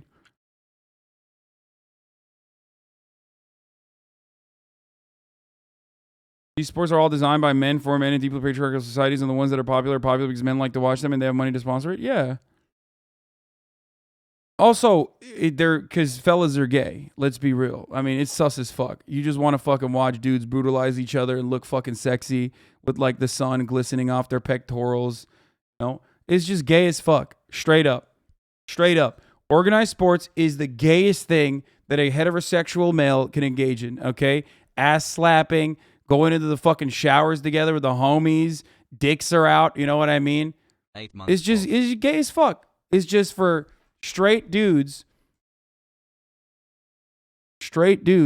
to engage in some fucking homoeroticism, okay? In the confines of, like, acceptable malehood, okay? Acceptable straight malehood. That's it. It's a dude's rock. It's a testament to dude's rock, and it's fucking awesome. Your next cancellation is up. Dude, come on, dude. Are you kidding me? Anyone who's ever played any organized sports or engaged in any sort of, like, male-dominated thing, fraternities, clubs that are male-dominated, knows that fellas love being gay with fellas. That's, like, part of the reason why they're so fucking homophobic, even. Oh, we can't have a gay man in the fucking locker room because, like, you know, when we're doing it, it's fine. You know, it's like we're all straight. But, like, all of a sudden, it's going to be sexual if we have, you know, fucking a gay man in there. What the fuck? Oh, it's like, no, dude. It's just, you know, it's fine.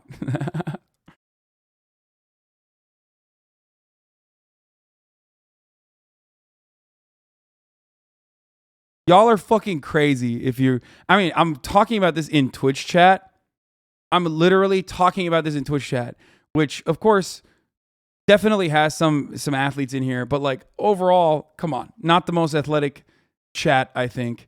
So, obviously... What's up, Tarek?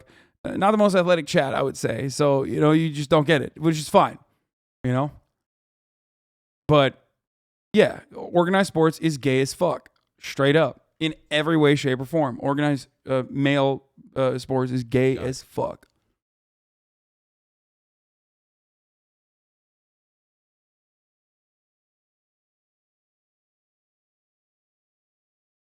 I was in a bodybuilding frat. We were 100% straight all the time. Yeah, exactly. Yeah. Bodybuilding frat, 100% straight. How many dudes' naked asses did you see to fucking hit them with their dose of Anavar? Okay? Talking about straight as fuck. I mean, that dude is joking, obviously, but like, listen, brother. The most male ass you will ever see is as a straight man in a fucking roid frat. Okay? Straight up.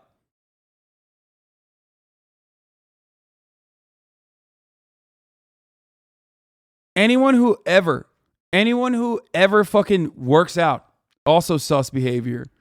Working out, super sus behavior. It's the gayest thing.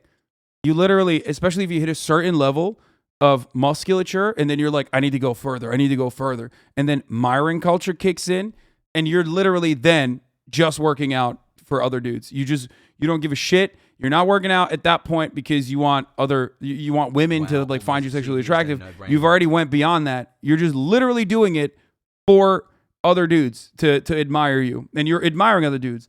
I do it all the time. I fucking tell you all the time. I respect anyone that works out and takes care of their body. It's just how it is.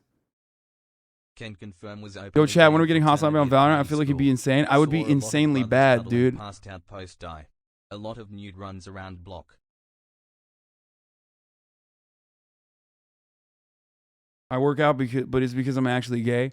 Well, then there's also, you know, Gaki hyper. If you want to see fucking shred lords, you know, go to Equinox West Hollywood.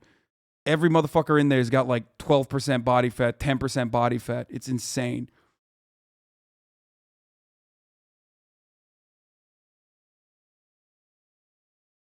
Your comments on our athleticism hurt. Fight me naked, Ajan Maj. I hit my peak bulk in my body building frat. Yeah, there you go. Yeah, definitely. No sus behavior there. Anyone who tells you that that's not true is just fucking completely removed from that reality. Okay, and is just lying to you, or they're like incredibly fucking insecure about their sexuality for some reason.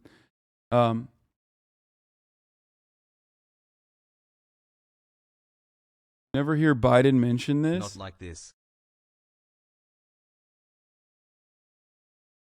My yearly gym membership costs a month at Equinox. Oh.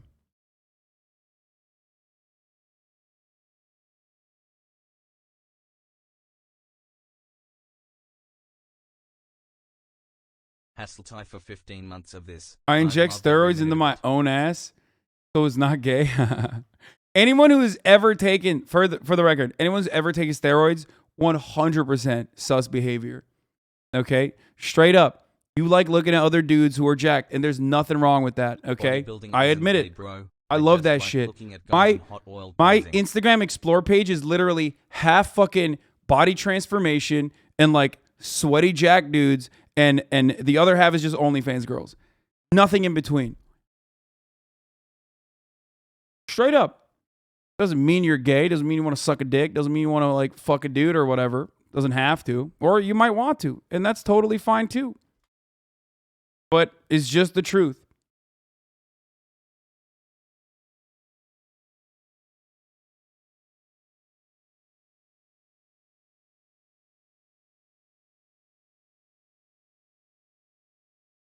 I'm dying with these combos. It's pretty real. It's just straight up.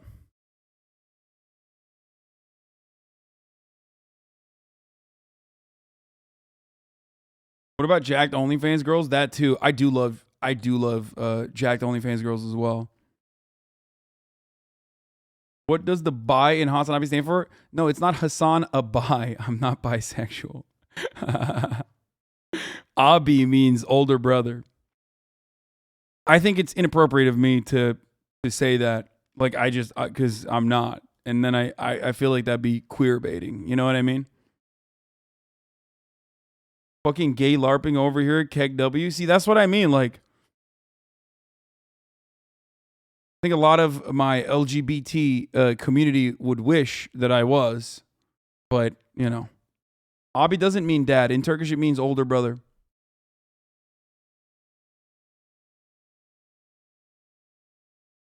Yeah, keep doing some copium, okay? Do some copium.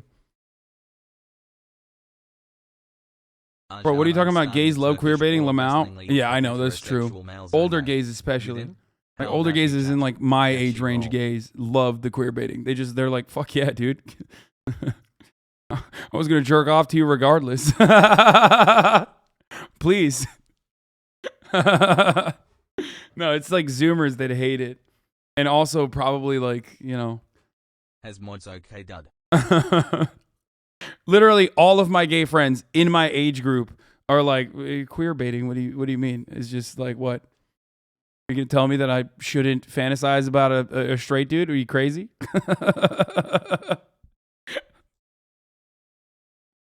Oh, okay, let's.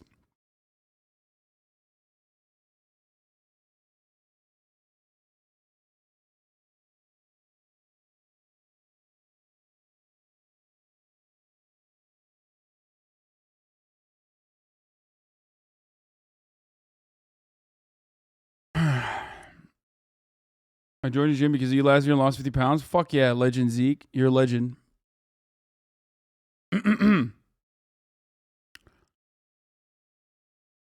That's true. I do want a 6'8" Turkish socialist with cute ass freckles to pin me against the wall. I think most of the chat does. Maybe. Friends like Austin, you mean? Well, you think Austin's my only gay friend? Austin is a baby gay, dude. I'm talking like fucking mentally the older, my age group, mentally ill gays that have been out for a very long time, okay? Like my friends from even before Twitch. And some of you are in here right now. That's not you know what I mean when I say mentally ill. Like they know who they are. They're laughing at what I mean. Just the absolute most broken brain people.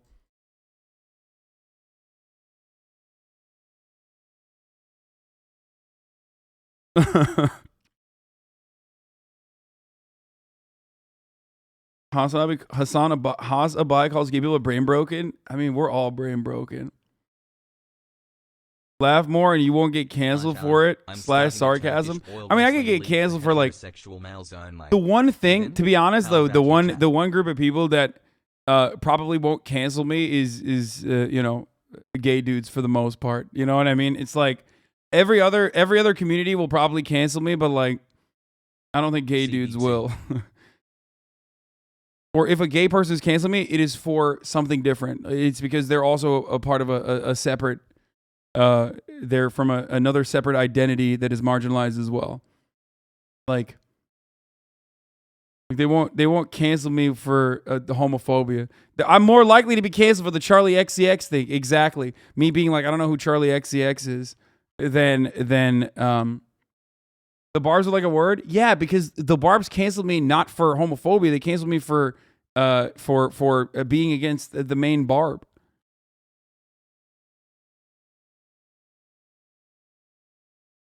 Hassle.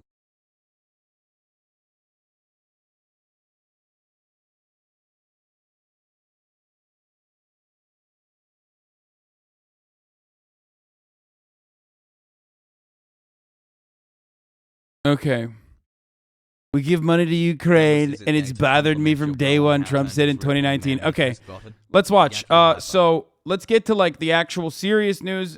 Now that we've made, you know, we've made some jokes. We talked about the serious news revolving trans athletes and them competing. We did the trans athlete discourse, which is like fucking cancerous, but you know it needs to be done every couple of months to just like fucking realign people's brains a little bit. Maybe the only person who should be canceled for being pro-vax, yeah. And now that we did that, it's time to get back to Russia, Ukraine. Each Ukrainian city of Mariupol has rejected a Russian ultimatum to surrender.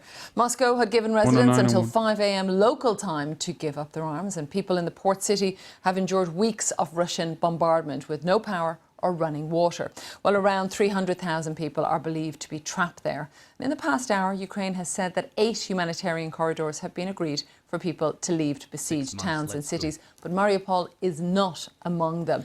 Let me bring you some pictures from the capital, Kyiv. Actually, we will go to those a little bit later. By the way, once again, I'm going to fucking take a dub on this, even though this is a devastating story. But what did I tell you? I told you that the American intelligence estimate is most likely way closer to the reality than the Ukrainian one. And, now they're admitting to it pretty much, even though that information will probably be deleted soon. And then people will say that's not real. But a pro-Kremlin tabloid did say that the Ministry of Defense numbers say that 9,800 Russian soldiers have died in Ukraine.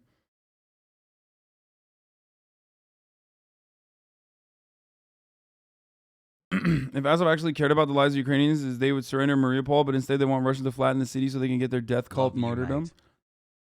Yeah.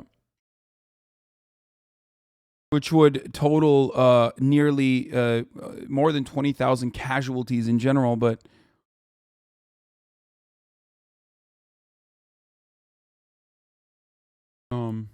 12 months and no brain. Now the new version on the site is up and it excludes the 10K info. I learned that I broke a bone in my hand last week. Thank you for everything you do.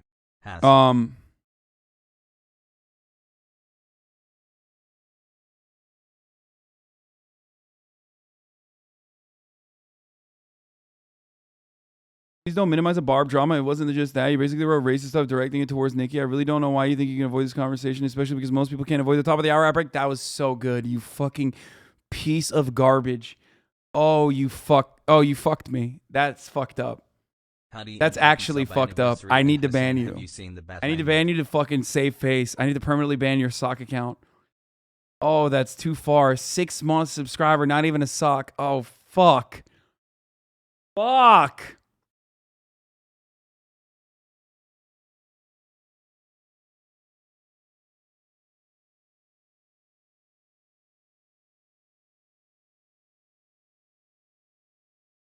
This is the top of the fucking hour, boys. If you no longer want to see those ads, all you need to do is subscribe. You can do that for $5 or for free. We're moving on to Ukraine stuff right now, as you've already heard and understood. God damn. Like a Barb acting like they have some moral integrity or moral standing ground on any argument whatsoever is immediately breaks my brain. Like immediately. I'm like, oh, it just like stone locks me into a situation where it's like, fucked up.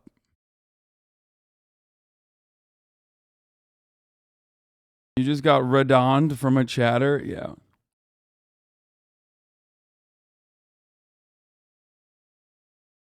MLC Compton, thank you for the 10 gifted subs. Maya's Space, thank you for the 5 gifted subs. And Bill Vog, thank you for the 10 gifted subs. That's a lot of people that will no longer see the ads. If you're lucky, you might get gifted a sub as well. Or if you're not lucky, subscribe for $5 or for free with a Twitch Prime if you don't have $5. Here's a break now. Yes, it did. The Barb drama gives me fucking PTSD. Here, let's look at the casualty numbers real quick. War dead numbers, of course, are always hard to get a firm handle during conflict, but there are other signs Putin's war is going badly. Turkish reports of negotiations indicate a scaled-back agenda, and recent attempts to mobilize opinion indicate a fear of anti-war sentiment. Even the shift in propaganda rationale from initial denazification rhetoric to biolabs can be read as a sign of desperation, as also with Putin's speech last week lashing out against the elite traitors disloyal to Russia. I've tried to be cautious because, as in any war, there's a lot of propaganda from many sides, and there's the risk of wish casting and motivated reasoning. Wanting Russian military to lose makes one naturally overemphasize evidence indicating they are faring poorly. But even controlling for wish casting and even acknowledging that a wound Russian army can still do tremendous damage, the war isn't going as Putin hoped. Jeet here talks about this with Levin Anatol. Biolab thing was fake though. No, he's saying he's using he's talking about Putin desperately slinging to anything, like desperately trying to cling on to anything and everything he can to justify it. Like, I mean, dude, come on. He's doing America shit, brothers. You gotta no money to Ukraine. You gotta understand. Like, he just shit slinging and throwing whatever he can at the fucking board. Whatever he can at the board, and trying to latch on to any kind of justification he can, which is just whatever will stick. Oh, denazification. Oh, this. Oh, that. It's fucking, biolabs. We're doing this. We're doing this for, because Ukrainians were going to welcome us as liberators. Like, literally every single thing that Putin has said, I have heard from the IDF and I've heard from the DOD. Okay? I've heard from our Pentagon and I've heard from Israel and even Saudi Arabia. Like, our allies have used these propaganda points over and over again. So I've heard it so many fucking times. Seems like it's working in Russia, though. You will never know whether it's working in Russia or not. And even if it's working, you will never be able to understand whether or not it's actually working to the same degree that it worked in America. Okay? Because it worked incredibly effectively in America. If those numbers are true, that 13% of their force is combat ineffective and does not include lost vehicles, POWs, and defectors. Vatan haini mi? Selamünaleyküm. Kes lan Türk düşmanı piç. Oğlumun Erter Doğan. That I'm a traitor to my nation and I'm an enemy to the Turks.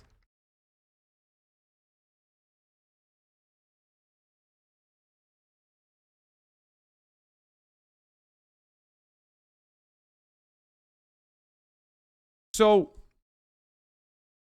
the thing is, and we've talked about this a bunch, right?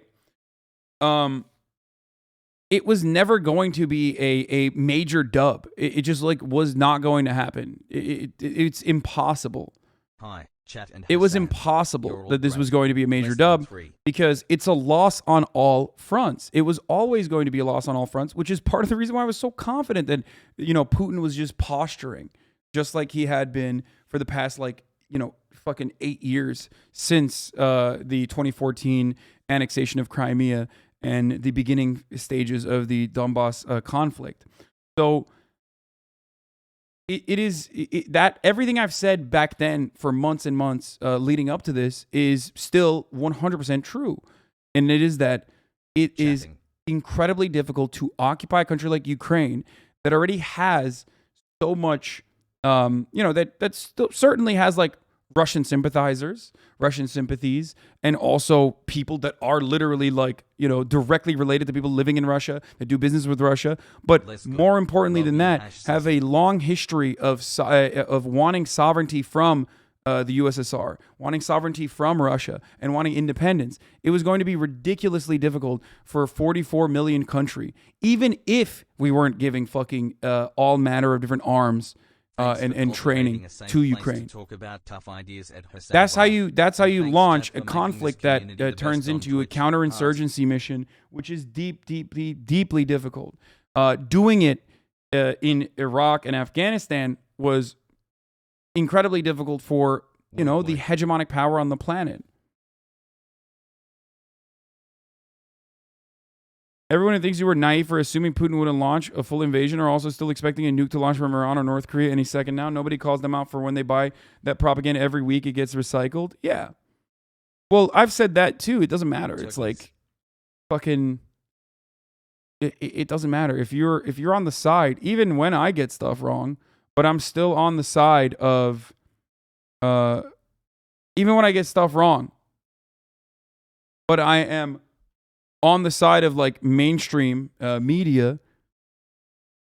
Nobody yells at me. Nobody fucking says like, oh, you were wrong, dumbass. Like, imagine being fucking wrong, dumb idiot. Why don't they? Because no one cares. As long as you're like repeating mainstream propaganda, you're good. You're fucking good. You're golden.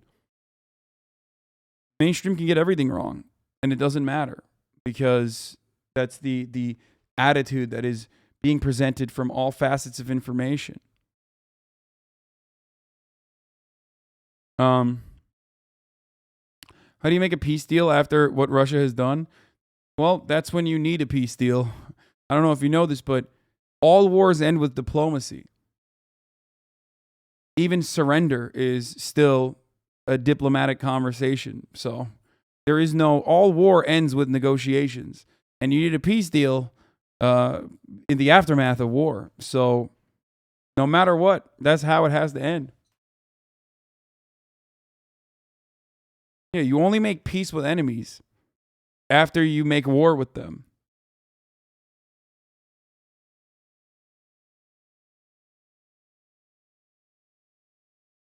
Except complete genocide.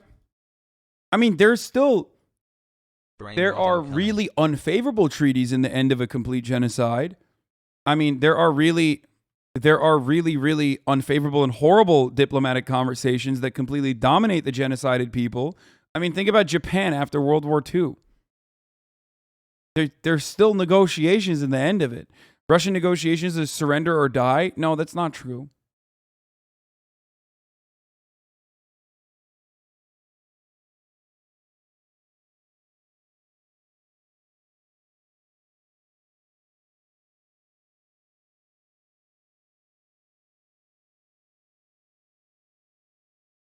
Even if a peace deal were reached now, how can anybody trust Russia to not just try again in a few years? Technically, they have a defensive pact with Ukraine as a result of them denuclearizing.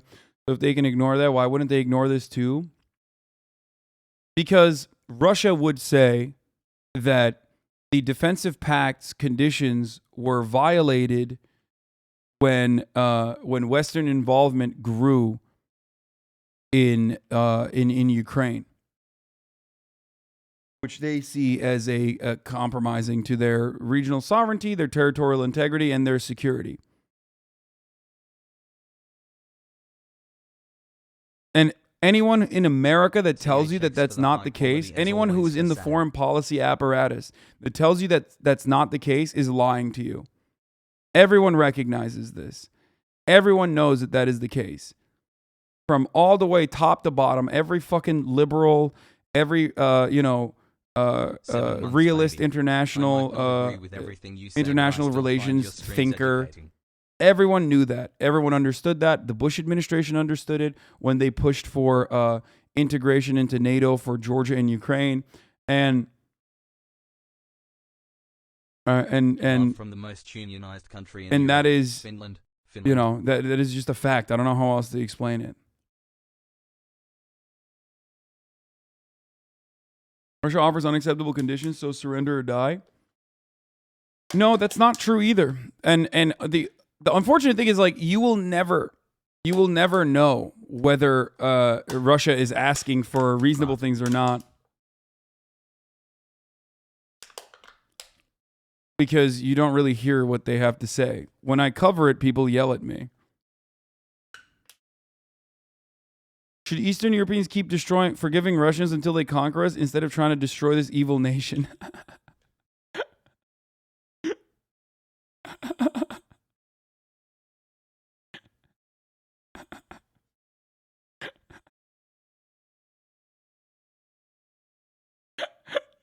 Motherfuckers talk about it like the Fire Nation, dude.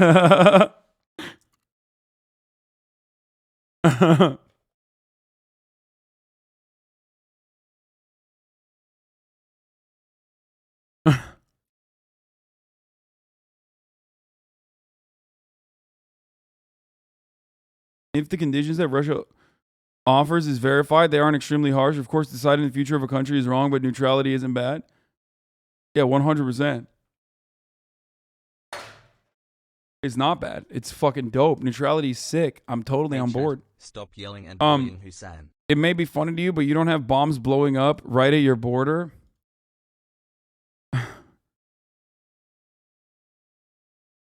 Listen, much love to the Moldovans if you are from Moldova. But if you're like in Poland or whatever, that does sound very Polish, that take. You know, listen, you're going to be fine, okay? Trust. You got NATO backing. They won't fucking treat you like they're treating Ukraine. Now, the reason why they won't treat you like they are treating Ukraine is because more importantly than like, you know, your well wishes and your security is the West's hegemonic status being threatened if they allow NATO territory to be taken over by Russia. Okay?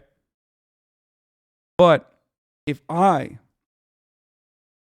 was a Polish person, I wouldn't be pumping out the let's fucking go to full-blown, full-scale war with Russia narrative, because I don't know how you can get taken off I don't know how you can get taken off the NATO charter, but like, you know, agitational attitudes towards a nuclear superpower like that, especially when you're not fucking France or Germany or America or the UK, is probably the quickest way that they will find a way to sever that relationship.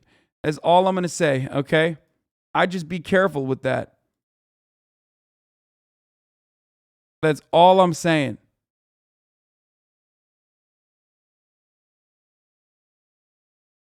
Don't predict any invasions, Hasan.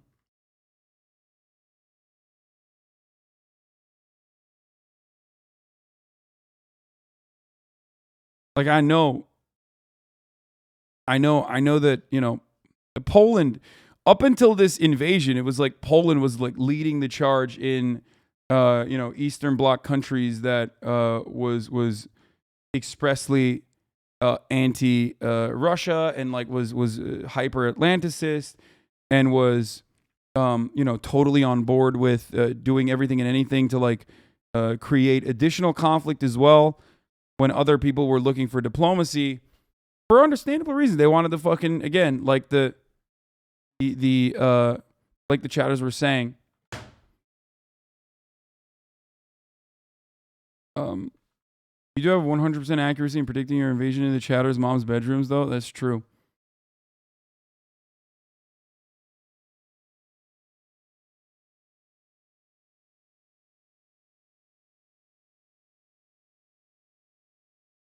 Polish politician just being blatantly racist on BBC.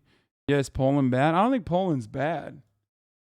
I think Poland is mad. It's not Poland bad, it's Poland mad. It's not Poland bad, it's Poland scared.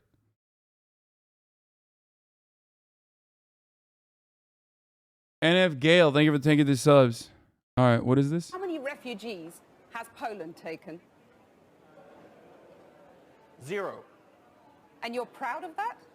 If you are asking me, if you are asking me about Muslims illegal immigration, none, not even one, will come to Poland. Not even one if it's illegal. We took over 2 million Ukrainians who are working, who are peaceful in Poland. We will not receive even one Muslim because this is what we promised. But I asked not about illegal immigrants, I asked about refugees. And Jean-Claude Juncker, the Commission President, says that you're racist. You sound proud of the fact that you haven't taken any refugees. Of course, because this is what our people are expecting from our government. That's number one. This is why our government was elected. But this is why Poland is so safe. This is the reason why we had not even one terrorist attack. Look at the streets in Poland, and we can be called populists, nationalists, racists. I don't care. I care about my family and about my country. They are in that situation. Lol, now you're just baiting. Now many. Not just Poland, Baltic states too. There were Slovakia and Czech Republic and Kiev as well. And Sweden was the one that remilitarized Gotland before the war. I'm baiting? How many refugees how many refugees that the USA take? Dog, you think I think that's positive? I fucking literally yell about my country not doing shit. all the time. That doesn't make it okay. What the fuck do you mean? You could get me on that if you thought that like I was defending America in any capacity. All I ask of you as a Polish person is literally to, you know, take a similar stance. And there's plenty of fucking Polish people in this community that do actually shit on their own government. It's normal. It's healthy. It's the most normal thing you can do. The difference is you just believe that it's good that they're not doing that.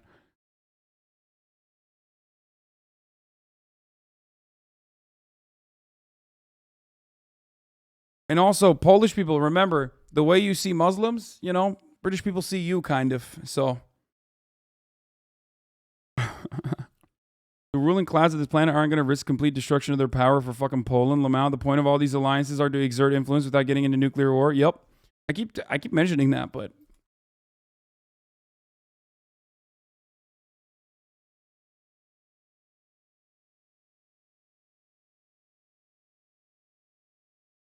The leader of the first volunteer mobile hospital in Ukraine, Gennady Druzenko, issued an order to castrate all Russian captured soldiers and also said they were not people but cockroaches. Use Google Translate. I heard it. I saw this. I don't know what the fuck's going on there. I don't speak the language, so I have not been able to verify that. I've also seen the fucking the rear guard Ukrainian defense, Ukrainian territorial defense, like beating the shit out of people that they claim are marauders. Or they claim are like working with Russians and shit.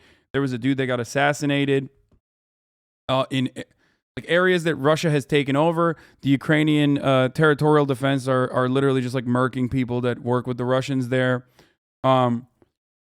It's, as far as I know, that was satire by Ukrainian TV. I don't know what that one is, but I have seen a fuckload of the people like being tied to poles, wrapped with like tape.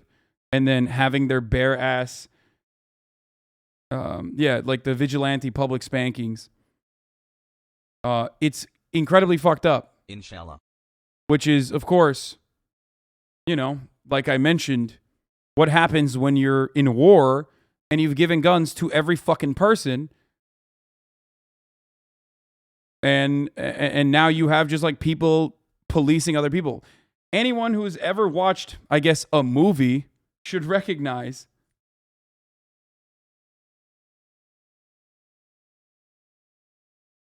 you know that giving guns to every single person, even a movie, knows anyone who's ever watched anything knows that giving guns to every single person is going to create fucking a situation where like you have literally fucking warlords. As you always say, would have never happened if Russia didn't invade. Exactly.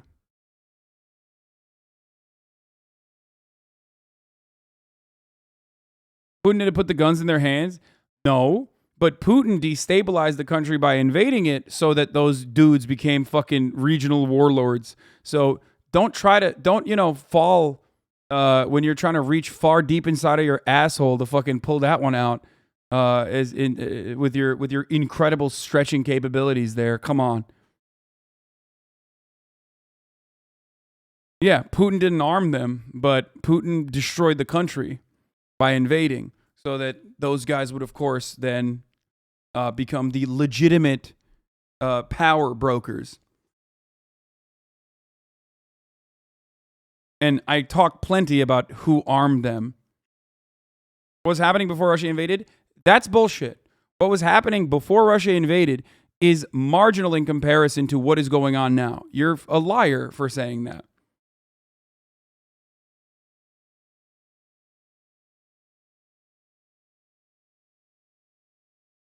DJ Khaled hates non-binary people. I love this fucking meme. Sorry.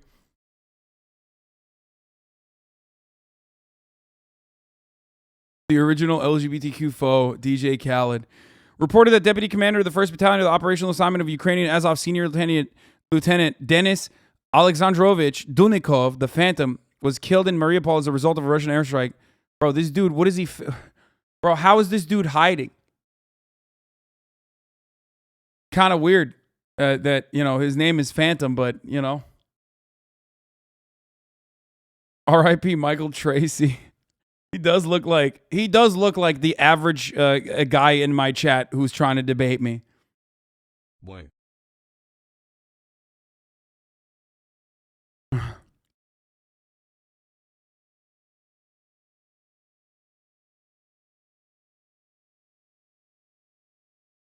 That is like literally just the.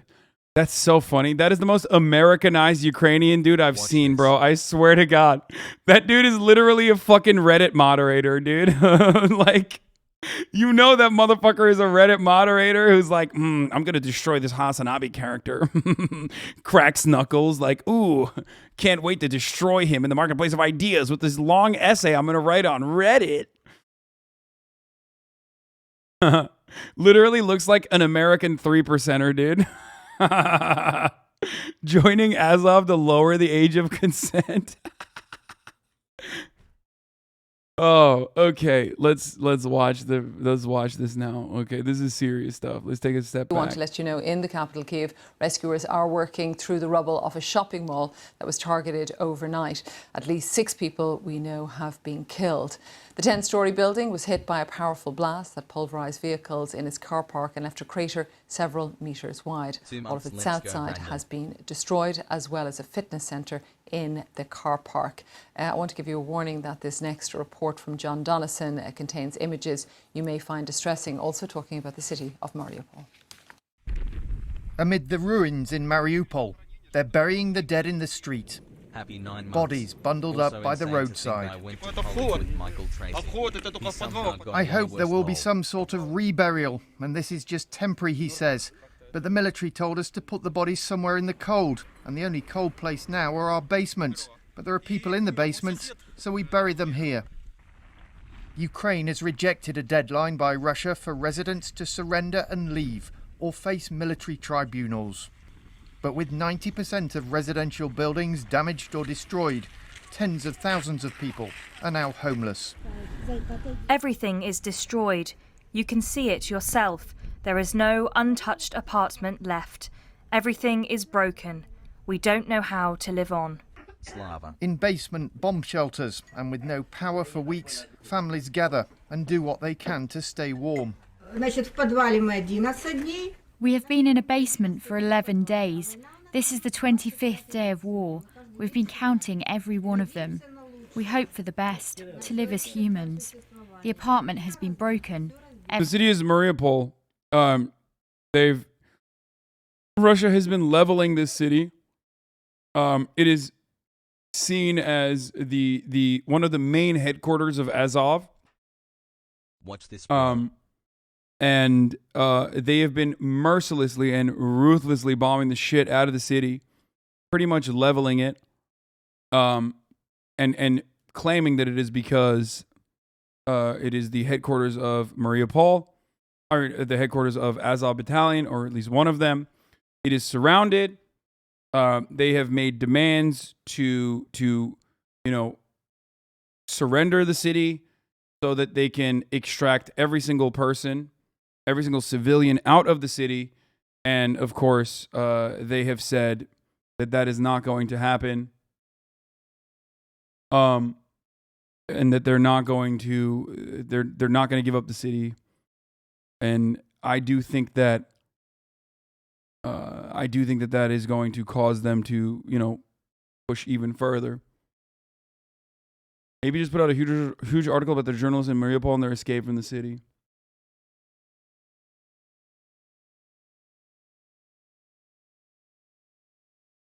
While I despise American wars in Iraq and Afghanistan, doesn't it seem like Russia cares even less about civilian casualties and damage in central areas or cities? My friend, that is American imperialist propaganda breaking your brain.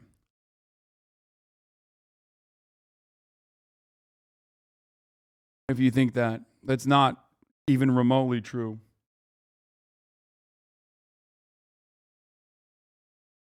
This isn't to say that like Russia is waging a much more modern and much more tolerant or humane war or anything like that. It just means that like America does not care at all and has never cared about civilian casualties in brown countries. That's crazy. That's like so crazy that it's just, I don't know how else to describe it. Like Russia certainly doesn't care either. I mean, look at Grozny, look at Syria, look at other active involvements that the Russian government is engaged in. But to say that like they're somehow to say that the Americans are better is crazy. I think it literally is in two parts. One, because it's very, very hard to just get out of the American propaganda mindset. That's all you hear all the time, nonstop. But two, the casualties are white. It's just the truth. Like, I think people see white people dying, and in the Western world, they feel a sense of solidarity with them. Bro, can you watch this? Please listen to what Lara says. And that's the unfortunate reality, and that is part of the reason why, all of these places can take on millions and millions of refugees, which is a good thing overall, of course, when they're Ukrainian, but absolutely can not open their doors at all to Syrians, for example. Everything is broken. Where can we go from the basement? We're cooking at a fire. For now, we have some food and some firewood. In a week, we will have nothing. No food at all. What should we do? Not true at all, dude. Okay. And in Mariupol, nowhere is really safe, with Ukraine accusing Russia of deliberately targeting places where people are sheltering. In besieged Mariupol, the Russian Air Force dropped a bomb on an art school. People were using it as a hiding place from bombardments. There were no military positions there. There were about 400 people, peaceful people, mostly women and children, and elderly people. They are now under rubble. For now, we don't know how many people have survived, but we do know that we will shoot down the pilot who dropped that bomb, like we've already shot down nearly 100 other mass murderers.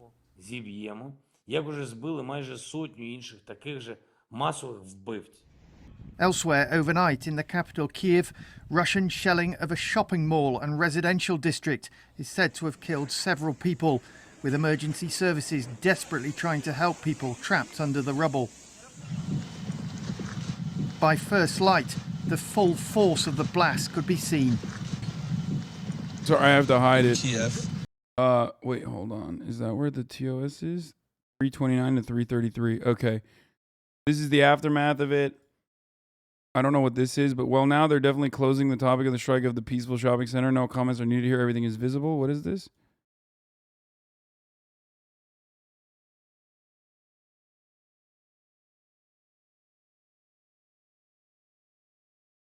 Are these military targets? Is that what they're saying?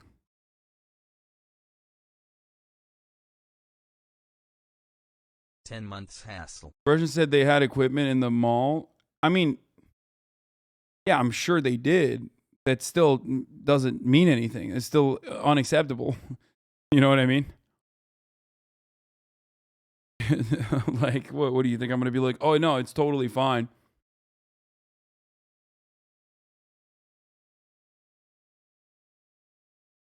Why? Is it okay when fucking Israel targets civilian areas regularly because there are weapons in it? Like, what do you mean? Don't hide in the mall? ? Yo, a lot of you supposed anti-imperialists do literally turn into a fucking, IDF propagandists like at a fucking heartbeat. What's up, dude? What's going on?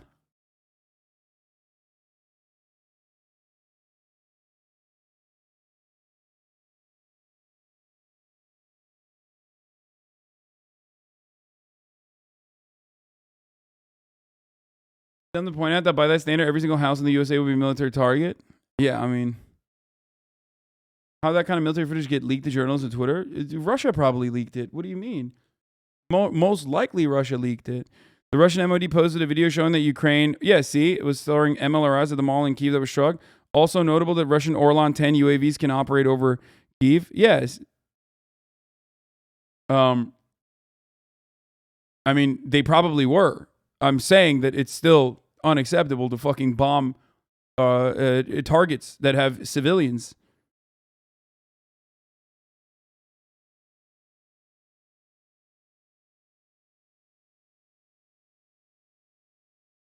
All of your anti-imperialism takes are hypocritical. Wait, what? I am literally the fucking brother. You don't know hypocrisy if you think my anti-imperialist takes are hypocritical. Okay.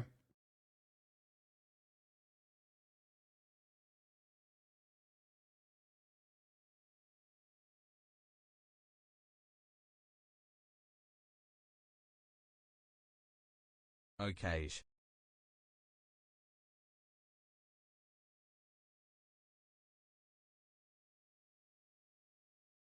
Hey man, you know how you avoid civilian casualties?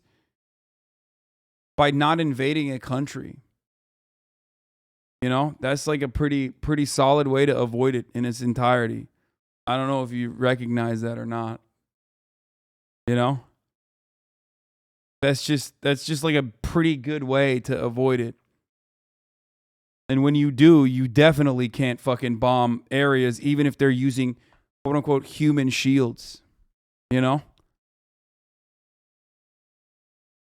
Bullshit.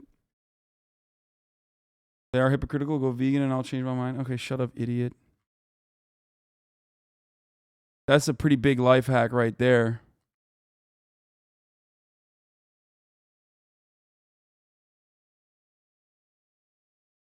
The Russian Orlan 10 UAVs can operate over. Yeah. Yeah, this is definitely the Russian side leaked this or just released this video to be like, look, no, there were the enemy using civilians as a human shield is never a justification for murdering those civilians. Yeah, exactly.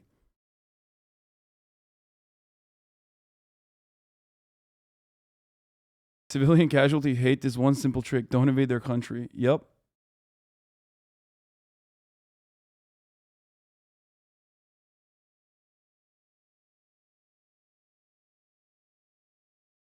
I mean, that's literally an MLRS tank.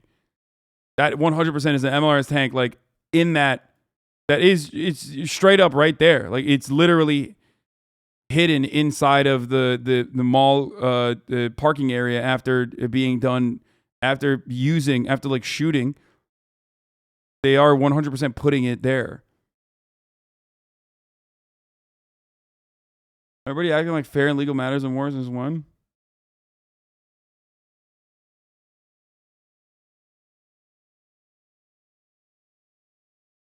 I know it'd be technically moving over from green energy, but at least it would take the wind out of the sails of the Russian aggression or not. Oh, for sure.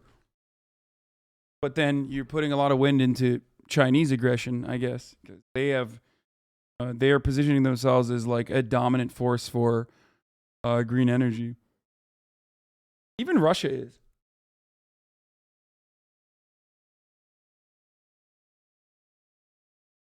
There's a French journalist screenshot this place, and there was a lot more than one.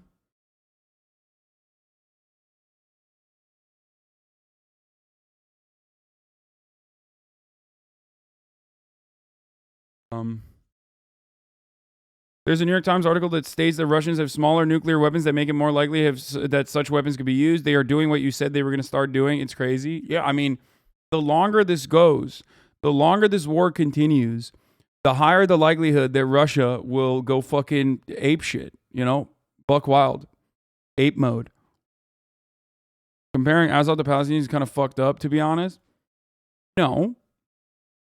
It's deeply fucked up. I'm not making a direct comparison. I'm simply stating that the justification that you're doing from here in the West is no different. Obviously, in Gaza, it is one of the heaviest population density areas on the planet.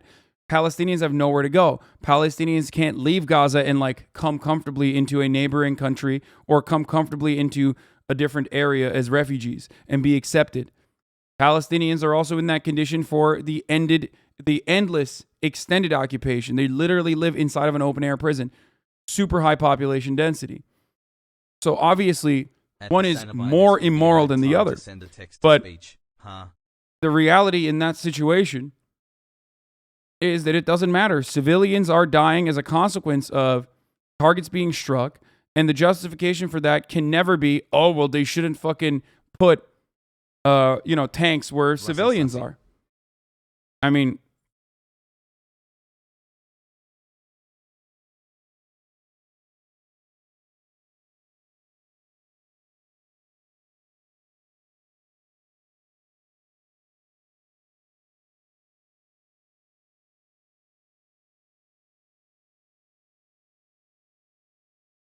Would you expect NATO to respond if Russia initiated a nuclear strike? I feel like NATO won't be able to resist if a strike happens. Like, Azov being headquartered in or having a headquarter in Mariupol does not mean that this is acceptable. It's not. If your position is that like human life is sacred and important and should be preserved and defended, then you can't literally fucking be like, sorry, there was, Azov Battalion was there, so it's all right. Just 15. But also, as I am not I'm not the regular, like, Westoid fucking media outlet, I'm not going to sit here and just tell you, like, oh, no, they just, like, shelled it for no reason because they just want to be fucking violent and bloodthirsty. But they are still violent and bloodthirsty. It's just that they're violent and bloodthirsty, and on top of that, they were doing it because there were MLRS rockets being fired and being stored there, and a munitions depot being stored there, it seems like. But the number one reason as to how you could stop this from happening is, is by just not being there. That's a good way to do it. Minutes away from the center. That's crazy. This is totally insane. Mango was out. Thank you for the 10 gift subs. But despite the bomb... Yeah, I was about to say, you think these guys are fucking, What's up? Mariupol has like Russian-speaking citizens too, for the record. It's not like, it's not like there are no fucking, there are Greek people there. There's like Russian ethnicity there. They're bombing the shit out of everybody. You know what I mean? They're killing everyone. Just don't be there. What are you saying? Just don't be there to Russia is what I'm saying, you fucking weirdo. Not the civilians that live there. I'm saying the best way to avoid this is by not fucking invading Ukraine. How are you so broken in your mind that when I say the one simple trick to avoid killing civilians in war is by not doing war and invading, and in your mind you're so brain broken and think that I am pro-Russia, that you literally hear that and you think, oh, he must mean Ukrainian refugees should fucking leave the city that they grew up in. 6-month POG. That's wild, dude. It's fucking insane. Like, please re-examine your biases. Just check yourself. Like, you have to be crazy.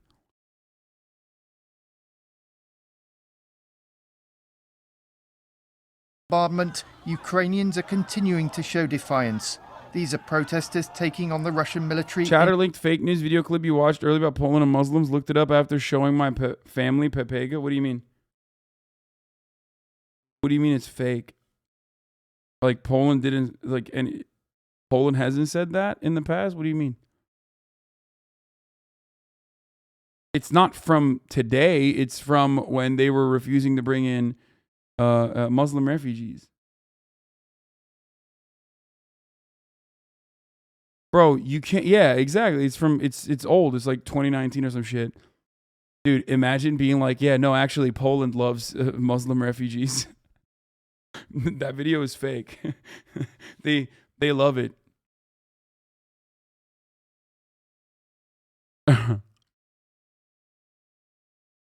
Dude, wow, that's fucked up. Poland is literally. This is fake news. You're claiming that the Polish government is. Didn't they mention taking in 2 million Ukrainians in that vid? No, they didn't. It's an old video, I'm pretty sure.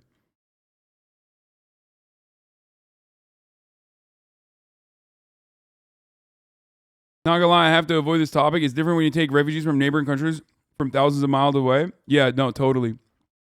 You know, more Ukrainians have killed. More Ukrainians historically have Polish blood in their hands than Syrians. I don't know if you know that or not. You probably don't know that. No, it's just about fucking white versus not, okay? We've had this conversation so many times. Like, you're so stupid.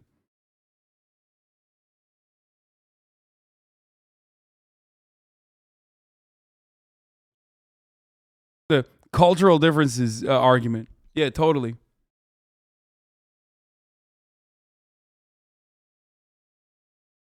It's just additionally funny that, like, Brexit pretty much happened because Polish people were immigrating into the UK, but then Polish people themselves are like, nah, fuck that.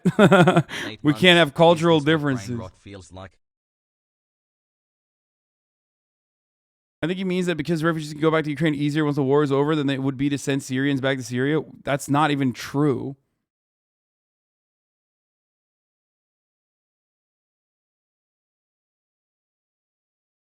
Refugees from neighboring countries is different. I think I'm not familiar. The people I'm not familiar with are inferior to me. Yeah. In Kherson, the only major city Russia has managed to capture. And all the while, the number of refugees continues to grow. The UN says a quarter of The best thing is that Polish people were not considered white like 100 years ago. Bro, Polish people are not even considered white now. That's what I'm saying. Like, that's why. It's like, bro, people think like, depending on what level of fucking racism we're talking about, like, homie, people don't consider Slavs white, okay? Like, you can be racist to other, like, people that are even less white than you, but, like, there are a lot of people that don't consider Slavs to be white, okay? I'm just gonna, you know, I'm gonna break that news to you. I hope you understand. It's a hard to swallow pill here, but... Ukraine's population, 10 million people, have been forced to leave their homes. More than 3.5 million of them fleeing for the safety of neighbouring countries. John Donnison. Whiteness in this situation is being a part of the in-group, okay? Not like me. I'm white in America, not white in fucking Germany, okay? Because I'm Turkish, and therefore not a part of the dominant in-group in Germany, but definitely a part of the very large minority group of Turkish immigrants in Germany. A German person will look at me and go, yeah, you're Turkish. You're not white. What the fuck? You're Turkish. You're literally not white. Whereas in America, I'm white as fuck.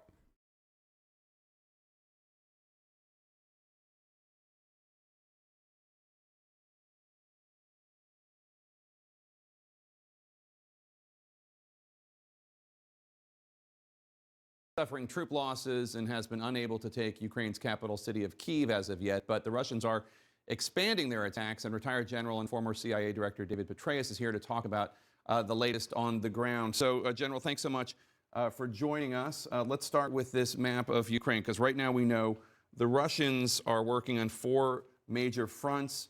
There's Kyiv, there's Kharkiv, there's obviously the Donbass region, the separatist regions, and then, of course, Crimea. But it does seem as though right now we're hearing that it's something of a stalemate. What is going wrong for the Russians right now? Well, an awful lot, actually. It's a stalemate, but we should know it's a bloody stalemate. Right. This is not a ceasefire. And also, arguably, it's a battle of attrition. It's a stalemate on the battlefield, again, with lots of continued damage on both sides, lots of destruction, especially from the Russians. But there's a battle of attrition, in a sense, between the will in Kyiv and the country, and then between that in Moscow, and especially in the Kremlin, as their economy, their financial system, and all the rest of that is just collapsing. But what you see up here, this is the main effort. We can come in and show that in a second. You want to look at Kyiv? Let's do that. So here's Kyiv, and so right now they seem to have been, they haven't been able to, here's Kyiv right now, and they haven't been able to get in there. No, you've really... Bro, I'm sorry, but like a lot of this is Super Bowl style, like play-by-play coverage is also unfortunately fucking just so incredibly heavily full of copium, where like the red keeps getting bigger and bigger, and then they keep trying to like find a different way to say like, oh no, but it's like, it's fine actually. It's doing so well. It's actually really, really good that this is happening. Like they've done a really good job. It's like, dude, it's not good at all. This is fucking terrible. Like Kyiv is being encircled. Mariupol is on the fucking precipice of falling, and it's most likely going to fall. And when it does fall, it's going to be incredibly bloody with a fuckload of civilian casualties. And once Mariupol is taken over in its entirety, then the Eastern Front is going to be blocked off from the rest of the country. Like that's what that's what it seems like their goals are. Even the fucking Caspian report had pretty much basically shown that unless they surrender, no, even if they surrender, it's going to happen. The same treatment as Syrian refugees in Europe. No, even if they surrender, what the pincer movement is still going to, or the cauldron, whatever the term is going to be complete.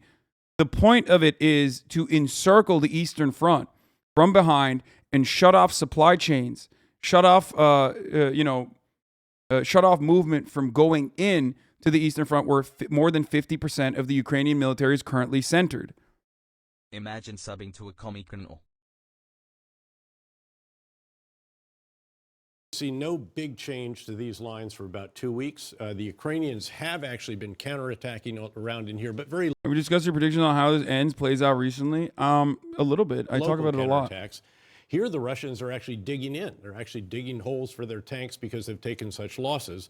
And they're really not quite within artillery range of the center of the city. They have rockets, missiles, bombs, and everything else that we've seen. And they're Ukrainian military literally existed only on paper for like 20 years, and their equipment is literally from the Soviet times. Brother, man, my brother in Christ, okay? My brother in Allah. Let me tell you something. That is not the same Ukrainian military, okay? That Ukrainian military did not have 8 years of fucking conflict and like cycling in troops over and over again into urban warfare that has gotten fucking hella javelins, man-pads, Stinger missiles, the AR platform beautifully delivered by our brave boys in the blue, by our brave military, US of A, baby. We're giving them motherfucking guns, baby. We're giving them Bayraktars from Turkey, okay? They have Aselsan platforms built on top of the military APCs, like the APC converted trucks that they have. Like you're crazy to think that like these homies are the same fucking non-standing like they don't have any sort of like organized standing military. And a decade of foreign training. Yup. Troubling these little villages that are on the outside. Keep in mind, this is 320 square miles compared with New York City, all of which is 300 miles in total. So again, pretty much a stalemate here, but again, very much a bloody one.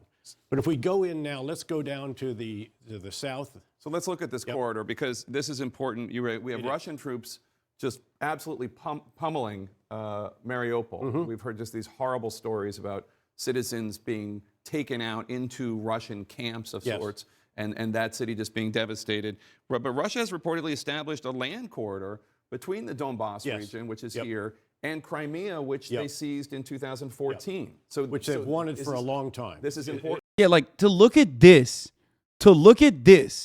and say that this is like, oh man, a devastating defeat for Russia so far is fucking insane. Like even your touchscreen colors betray the thing that you're proposing. You know what I mean? That's crazy. It extends all the way across here. It's very important. Mariupol has not yet fallen. It is out of food, fuel, water, everything except for heart. They are still fighting very hard. This is the first place where the Russians are having to do, no kidding, urban fighting, having to go building to building. Every single room has to be cleared in this kind of endeavor. And they're finding out that it is very soldier intensive, and it just eats away at the reserves and forces that you have. And who are they? Are they fighting the Ukrainian military or the Ukrainian resistance or both? It's all of the above. Keep in mind that, you know, everybody wants to say, well, the Russians have, I don't know, 200,000 and the Ukrainians have 100,000. That's not so. The Ukrainians have 100,000 plus every other adult just about in the country, all of whom are willing to take up arms or help in some way, even if it's just jam radio signals or conduct vlogging. They call Russians in Russia and say, do you know how poorly this is going for you? So everybody's engaged. But the problem... Bro, that's crazy, dude. It's like... That's a wild fucking... Their counter is vlogging. Like, it just feels hard to see that as a dub. You know what I mean? Like conducting propaganda operations is you know, it's great, you know, wonderful that people are trying whatever the fuck they can do in this situation, but like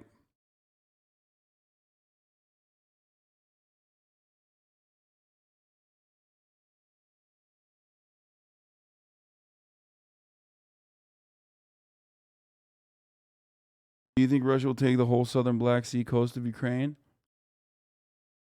Petraeus notoriously good at war analysis. The surge was such a success. Oh, yeah. Yeah. Famously so. Here is again that they are literally starving. This is a siege. That's what the Russians are doing here. And again, how long they can hold out. And that's very important because once, if they do surrender, these forces will be freed to go back up. And if you want to go back to the Ukraine map overall, what that would do is free forces to go up this way. Eventually, you could actually surround a lot of Ukrainian forces that are in here. So the significance of having this part right here, which is what we're talking about. Here's Mariupol. Here's Crimea. Connecting Crimea, which they seized in 2014, with the Donbass is what? They can consolidate forces and go that way? Well, it's that on the battlefield now. It's also that you have a land line of communication between essentially Russia and Crimea that doesn't require the bridge here in the strait. Right, they've got this little here. Let's go back to the corridor here, which is just this. This is what they had previously. All they had was this teeny little bridge, which you can't really get everything you need if you're in the Russian military across this bridge. It's just not big enough. That's right. What's the significance? Can I just ask you, what's the significance of Odessa? Why do they want Odessa? Odessa is the single biggest port. If they take Mariupol up here, that's the last big port. It is directly on the Black Sea. It doesn't have to go through the Strait of Azov and so forth, which can be blocked by the Russians. It's the lifeline for all of Ukraine when it comes to what's coming in. And so what they've tried to do is go here. They've tried to get through Mykolaiv, which are two key bridges. They're already rigged for demolition if they have to. And they've just, again, it's a stalemate. They haven't done much. They've gone a bit north to try to get around a river that's up here.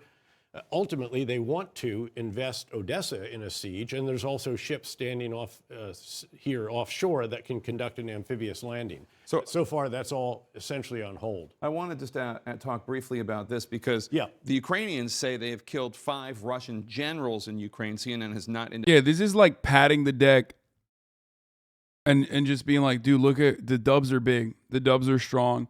We promise the dubs are the beautiful, big, beautiful, and strong dubs overall.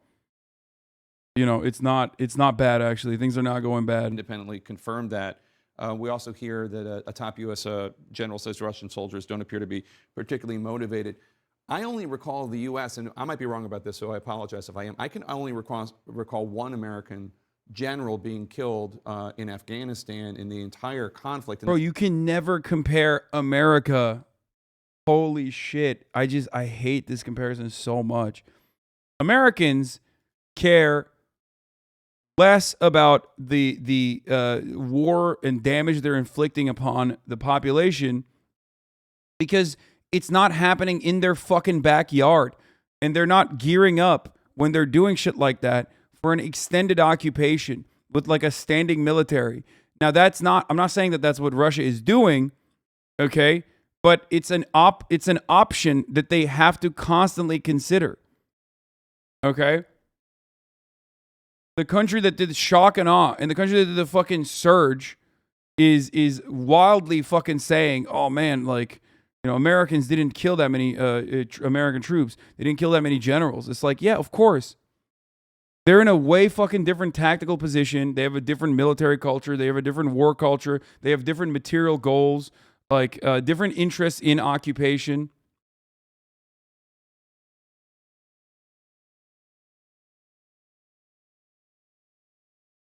And that was a green on blue insider attack, right? I think that's right. It's not common. It's very, very uncommon. This is in the first 3 weeks, and these are quite senior generals.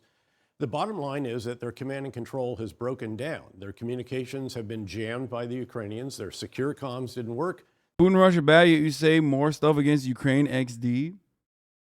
Yes, they should do nothing and whine like you, so they should say nothing and act like they are losing, right? Great for morale.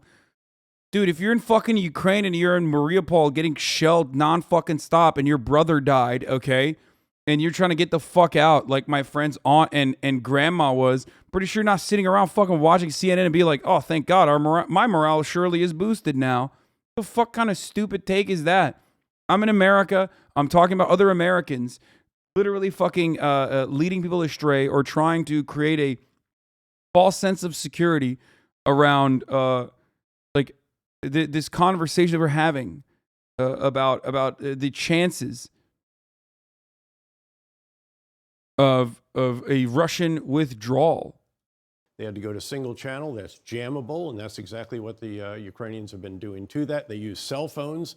The Ukrainians blocked the prefix. It's also laughable to think that like David Petraeus gives a fuck about Ukrainians. Like, I demonstrably care more about Ukrainian lives than either of these fucking clowns do. Give me a goddamn break. For Russia, so that didn't work. Then they took down 3G. They're literally stealing cell phones from Ukrainian civilians to communicate among each other. So what happens? The column gets stopped.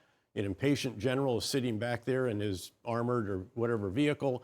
He goes forward to find out what's going on because there's no initiative. Again, there's no non-commissioned officer corps.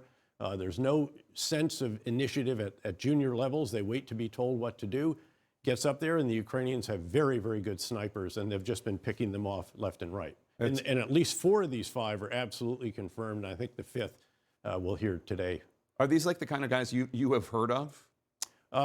Some of them are, yes. Yeah. Some of them are, especially the 3-star general right there. All right. Yeah. David Petraeus, thank you so much. Always a really pleasure, insightful. Jay. Really appreciate it. President Zelensky, welcome to the show. Greetings to you all. Thank you very much for the opportunity to speak with you. President Biden has called Vladimir Putin a war criminal. And yet, you have called for negotiations with him. Will it be hard? Will it be painful for you to have to sit down? Dude, shut the fuck up. Oh, he's joking. Yeah, the Iron Cross thing is so triggering whenever people go, he has an Iron Cross. Putin, were he to agree. So stupid. And negotiate with him.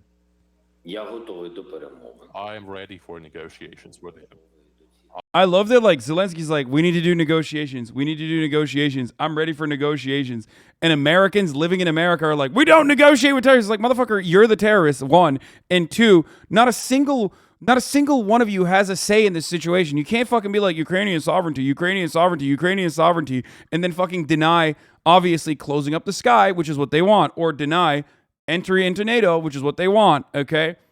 Knowing full well that neither of those things were ever going to happen historically, and fucking goading them into thinking that they have a false sense of security in the situation exclusively so you can fucking, get them to give Russia like fears that Ukraine is furthering their relationship with the West and is taking an antagonistic position against Russia, which whether you agree with this take or not doesn't matter. In the eyes of Russia's security interest, that's seen as a legitimate threat.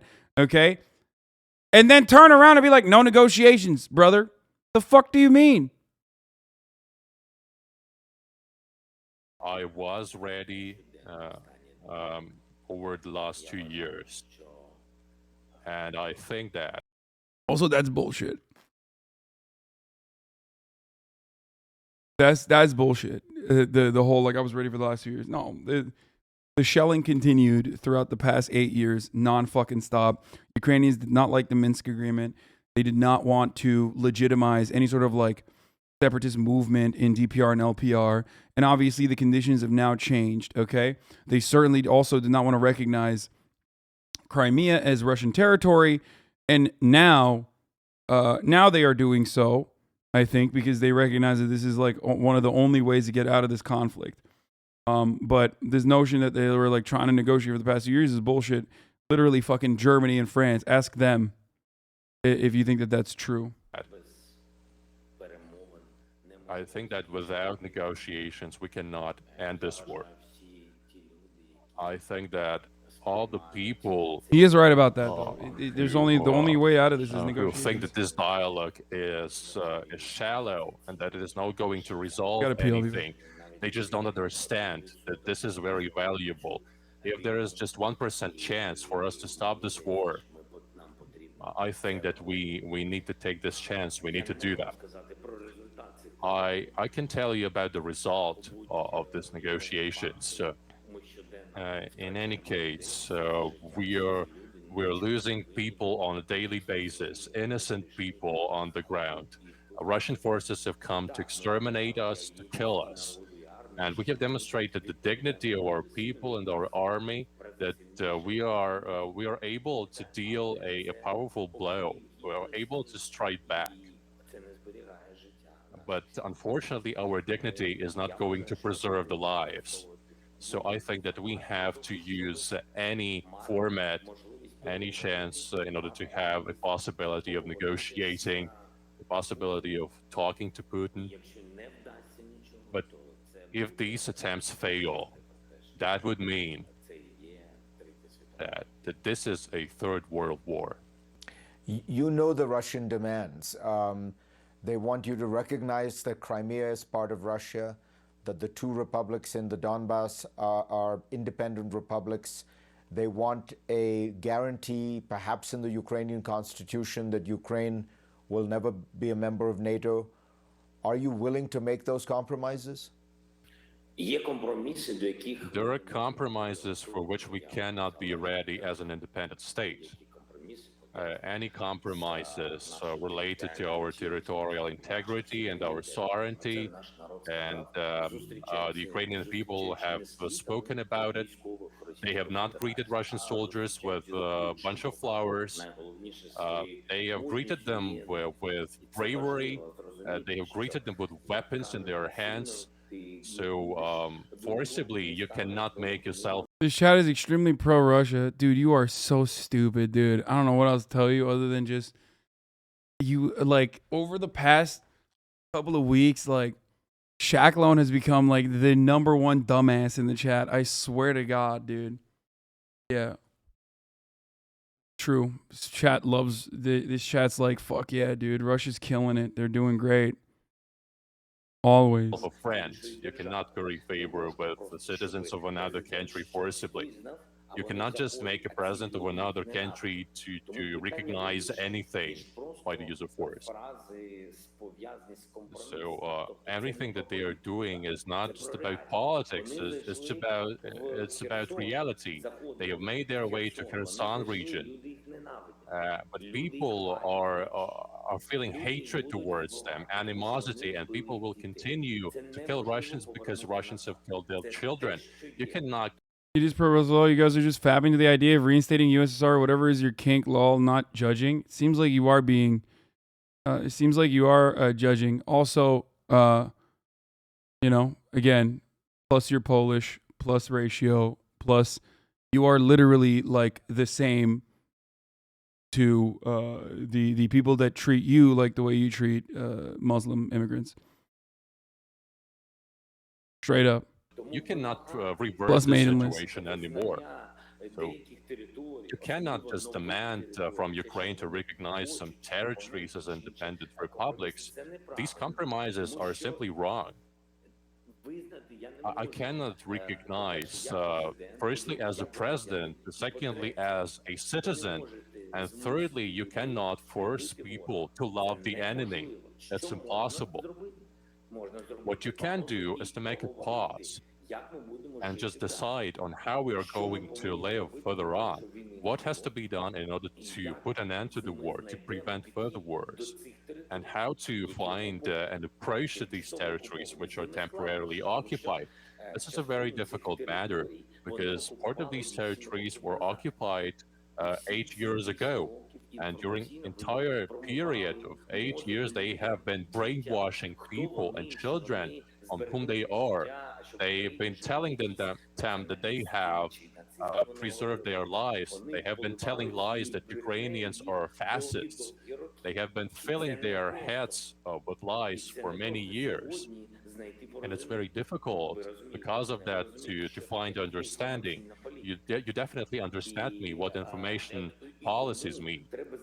Therefore, we have to come up with a model where Ukraine will not lose its sovereignty, its territorial integrity. We cannot concede to it. But still, we have to find a model of understanding to prevent further wars between our territories that we control and temporary occupied territories. So whatever the discussions that we have in our negotiating delegations, I think that it's just the two of us, me and Putin, who can make an agreement on this. The second story is related to ultimatums that cannot be there, emanating from one country to another country. I mean in general, and concretely in terms of Russia's ultimatums to Ukraine. And there cannot be any ultimatums from any country whatsoever to another country, regardless of the army it has, regardless of the finance, regardless of the size of the economy. Antennas on stream, such reacting, such working.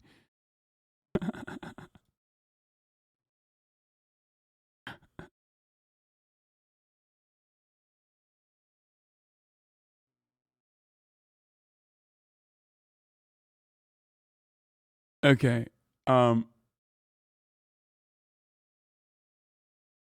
So react harder. So what Zelensky said about obviously wanting to negotiate with Putin is understandable, reasonable, good. He keeps also obviously qualifying his sentiment by saying, you know, a country can't tell another country what to do with its own territory, blah, blah, blah. But like negotiations are going to revolve around that. So I don't know what he thinks a negotiation is going to look like when the Russian side has already mentioned, at least as far as we know, I think there's like a totality of 15 points in the ongoing negotiation, ongoing ceasefire, peace talk negotiations that are happening. And the Russian bullets on that. Sorry, the Russian.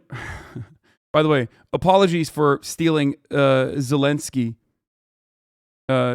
content. This small streamer Zelensky and his content. So I'm sorry about that, brother.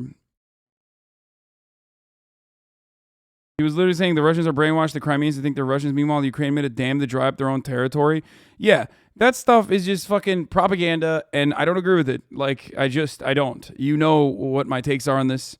He's saying that like it's propaganda that actually changed the attitude of Crimeans. Not propaganda. It's literally fucking years and years, 100 fucking years of autonomy seeking. It being originally Crimean territory that belonged to Crimean Tatars, which still also had autonomy. Sevastopol being an incredibly important military base for Russia throughout the history, both of the USSR and also post USSR Russia. All of this is not, just the Russian propaganda changing people's fucking minds, Is not a thing.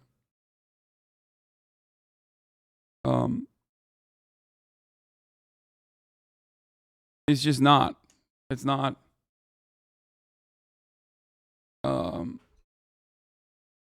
It's not, him saying whatever the fuck about Crimea or about the propaganda working in Crimea. It doesn't change anything.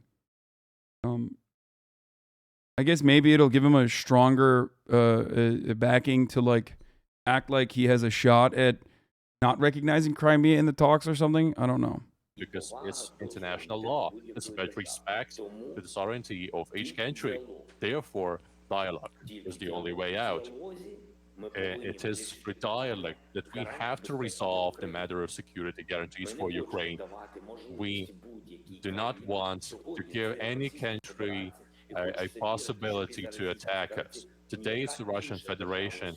Hopefully, any other country will not be willing to attack Ukraine's independence.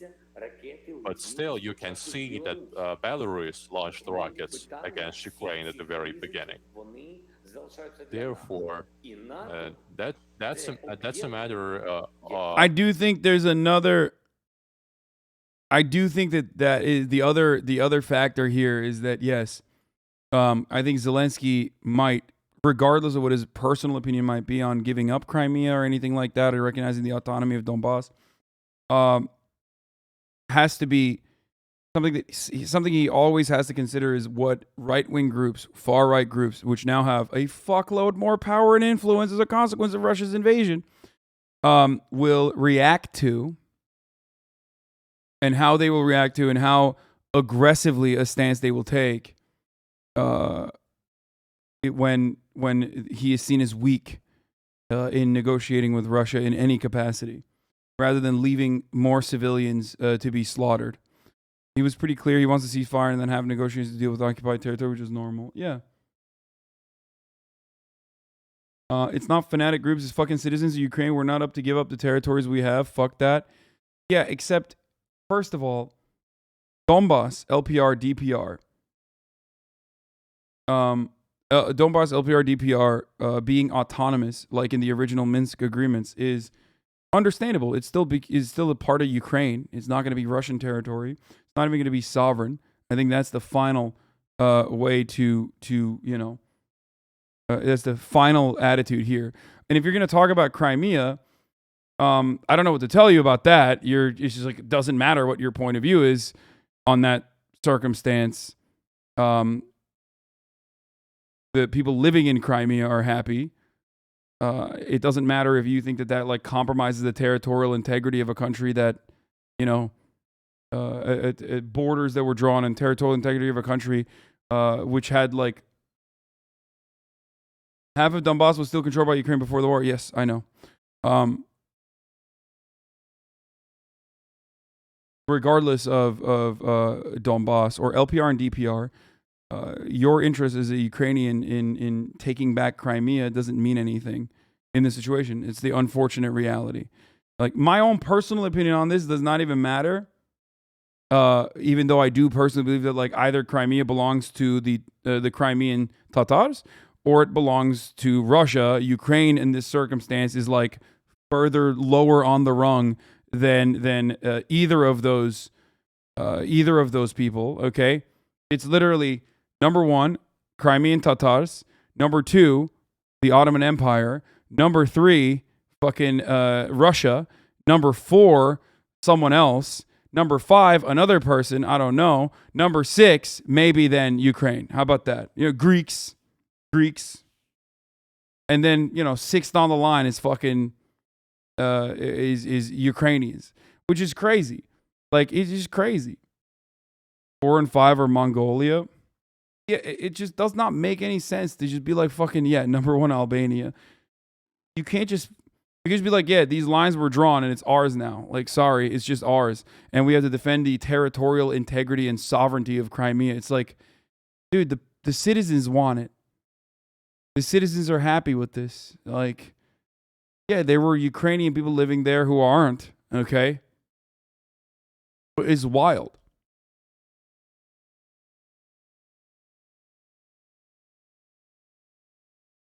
If you think Crimean Russians live on Tatar territory, then half Turks live on Greek territory. Dog, I'm a half Turk that lives, or half Greek that lives in Turkish territory.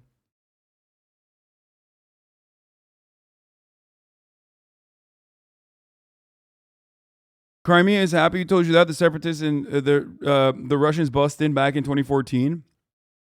No. The interest that Crimeans had in sovereignty from the jump, when they were basically handed off into Ukraine. That's what tells me that they've always wanted to either be sovereign, and they were autonomous, but wanted to be personally sovereign or a part of Russia. That's what tells me that. And then also the millions of fucking polls that have been conducted since and leading up to the Gallup polls, like Western polls, not Russian polls, that show how much Crimeans' opinions differed from the opinions of Western Ukrainians. And ultimately, you're just going to say it's fucking fake, so it doesn't matter. So I don't know what else to tell you. You literally look at, I show you Western sources and you say Western people is fucking fake. Like, you think Western polls are fake, then we can't have a conversation at that point. Like, you just want me to tell you, no, actually, Crimea, like, fucking want to be a part of Ukraine.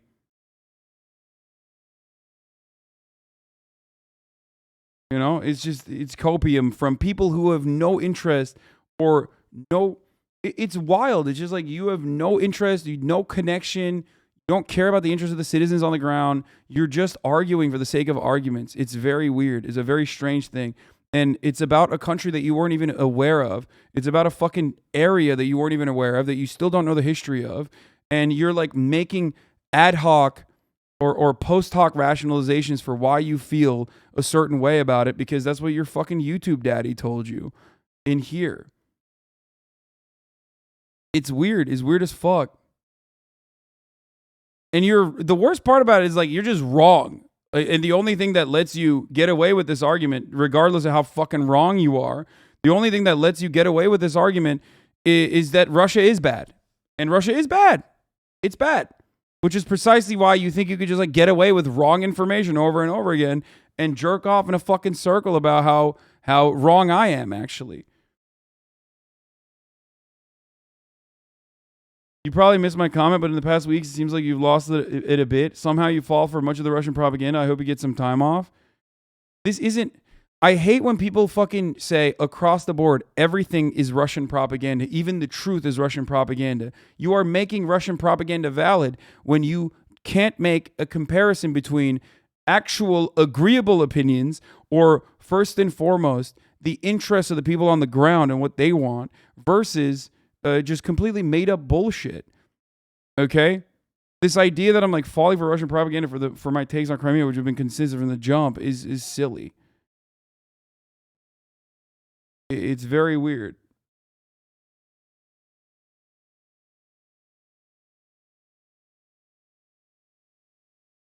Our very anti-Russian Belarusian cleaning lady said the boy from America talking about the war can't even read info in Russian, so he does not understand. You got roasted, my dude. Fuck yeah.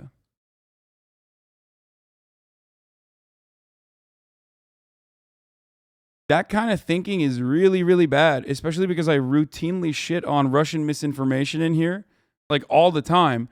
So it's really fucking bad that your automatic predisposition is like something seems kind of pro-Russian, which means it must be Russian propaganda, which means you're falling for Russian propaganda.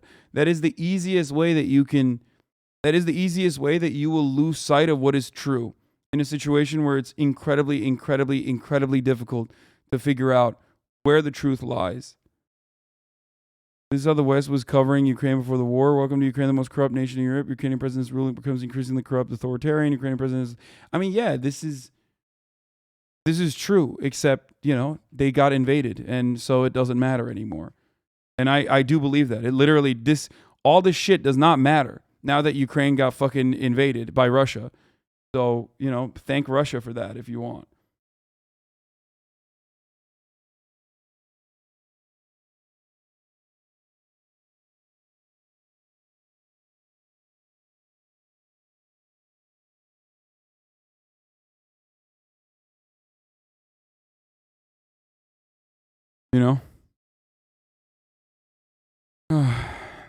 This is the United Nations Development Program conducting a series of polls in Crimea between 2009 and 2011 about the question of leaving Ukraine and joining Russia with a sample size of 1,200. 2009, 70% yes. 2009 Q4, 67%, 66%, 65%. 2010 Q3, back to 67%, 66%. 2011, 65% saying yes, and 14% saying no. The majority of people living in Crimea have historically had either interests of complete sovereignty or sovereignty and then sovereignty and then 1,200 KEKW. Dude, I love that. I love that. You are literally a fucking Republican, I think. Right? Is that not a good enough sample size? What the fuck? Do you not know how surveys and statistics work? That's a totally normal and valid sample size, brother. What the fuck? And it's not like Russia's own internal numbers are at play here. It's literally the United Nations Development Program. And you're like, nah, it doesn't matter. Doesn't fucking matter, dude. People unironically feel like surveys conducted on matters is supposed to be conducted by asking every single person that's living on that Crimean soil. On the table right now. Therefore, NATO could be a source of guarantees for Ukraine, but we are not accepted as a member of NATO. So Ukraine has to seek for other security guarantees from individual countries that could be NATO members. And that is what we are proposing. A number of leaders of the world's countries could be a source of guarantees for Ukraine. They could be part of this circle of powerful countries. That is what we can talk about. Crimea is only 2 million people, so that's like 0.5% of the entire population.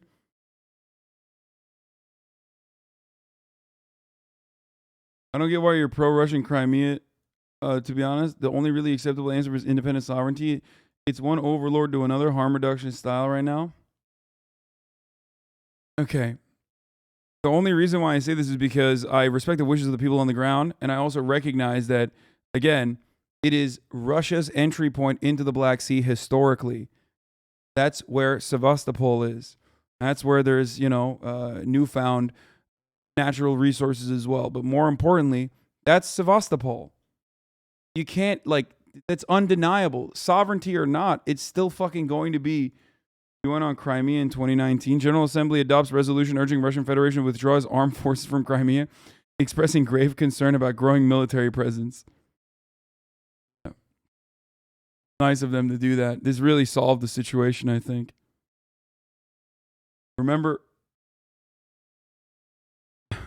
when wasn't there another General Assembly resolution where Russia backed stopping the promotion of Nazis, and the only two countries that said no to that were the United States of America and Ukraine? Neither of those things are relevant in this situation. It's just the fucking United Nations. They can't do anything. These are the election results before the annexation of 2014. Oh, the 2012 Ukrainian parliamentary election. Yeah.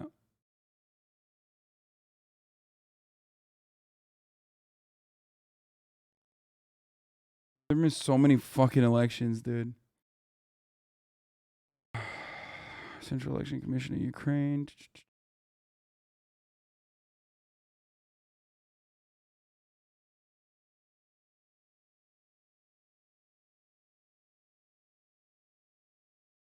I mean, dude, yeah, it's not even... Forbes has fucking talked about it. Wall Street Journal has written extensively about it. Despite concerns about governance, Ukrainians want to remain one country. So you might think, oh, the title says Ukrainians want to remain one country. Yeah, Ukrainians in Western Ukraine have drastically different opinions than Eastern Ukraine. Because Eastern Ukraine has Russian people living in it. Okay? More Russian people living in it.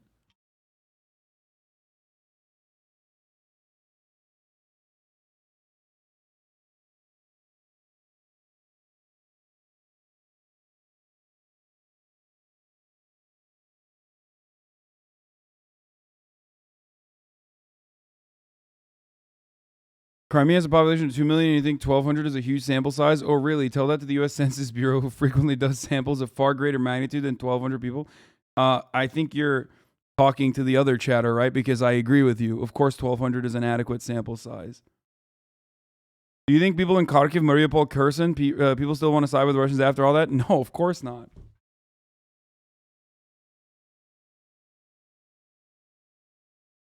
Of course not. Dude, I'm anti-invasion from the jump. I don't know how much more clear I can make this. Security guarantees for Ukraine.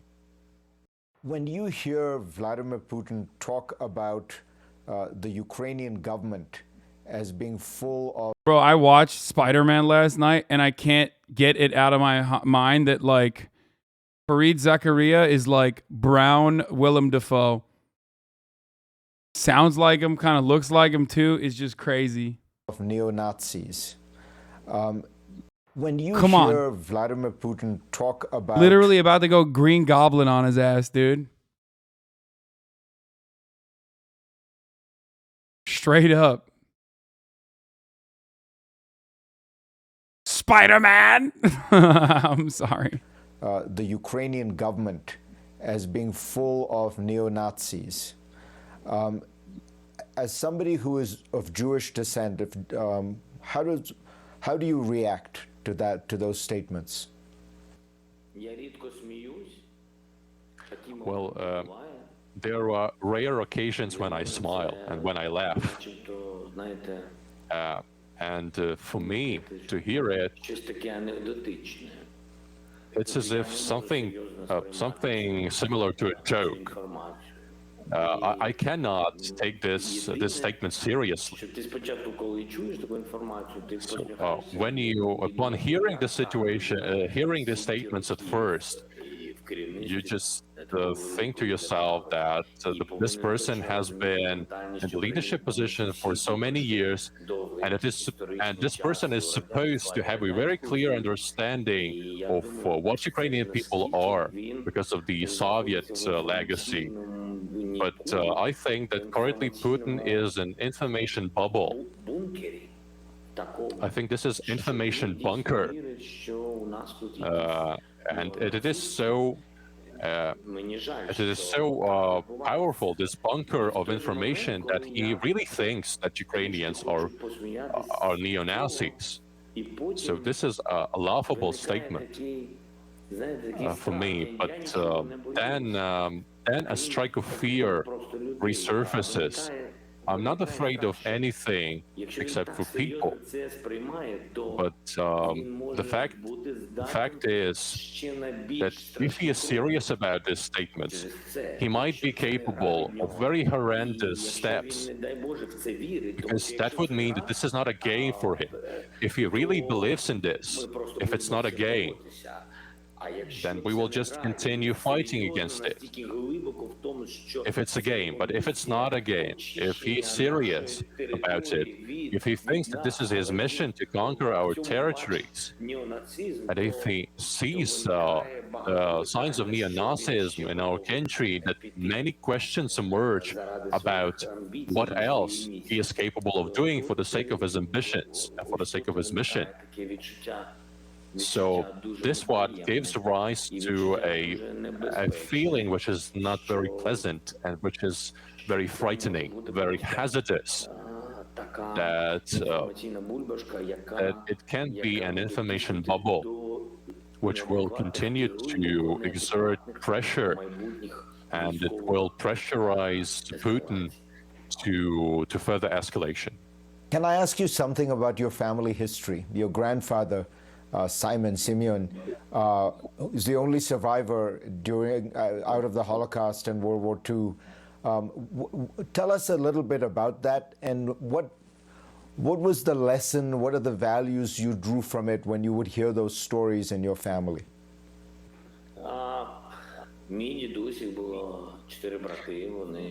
Well, my grandfather and his 4 brothers were living in an ordinary village, and then the Second World War started. My grandfather was graduating from military college at that time, and all of his brothers went to war because their father said that they had to protect the country, they had to fight fascism, so they went to war. And all the brothers died. And my grandfather survived the entire war. His father and his mother were killed in a terrible fire. The Nazis set ablaze the entire village where they lived and where my grandfather was born. All the brothers perished in the front line. He was alone to be left standing. He returned home. He ended up in the city of Kryvyi Rih, where I was born. He was a captain of an infantry unit. He was awarded with a number of military orders, like a Red Cross, like a Red Star, for his heroism and his bravery.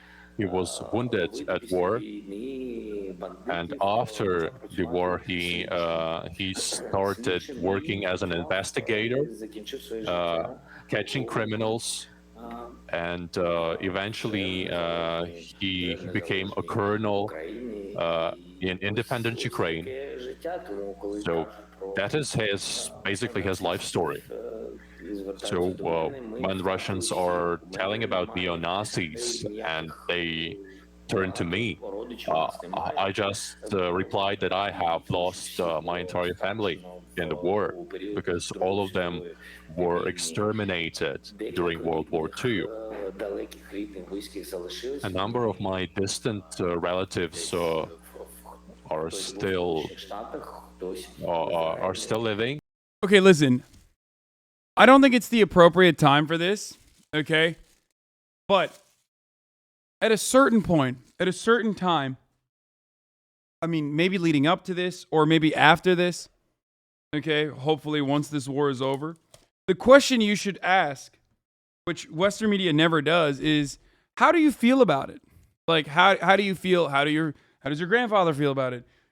Feel like the Azov battalion has neo-Nazis in it? And if you say no, if you don't think the Azov battalion has neo-Nazis in it, how do you feel about the fact that they have admitted that they have neo-Nazis in it? Why was it basically brought into the National Guard? And the elements that weren't brought into the National Guard, why are they still being utilized as, like, you know, black ops? Stop saying Iron Cross Zelensky, you fucking dummies. It doesn't matter. That's like not an Iron Cross. You're such an idiot. Like, you're ridiculous. Okay? It's not a literal neo-Nazi insignia, you dumb bitches, okay?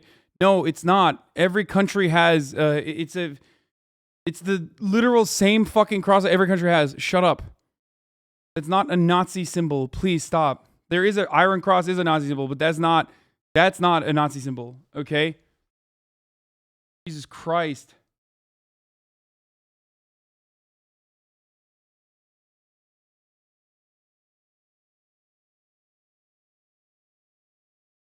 Iron Cross can be a Nazi symbol, rather.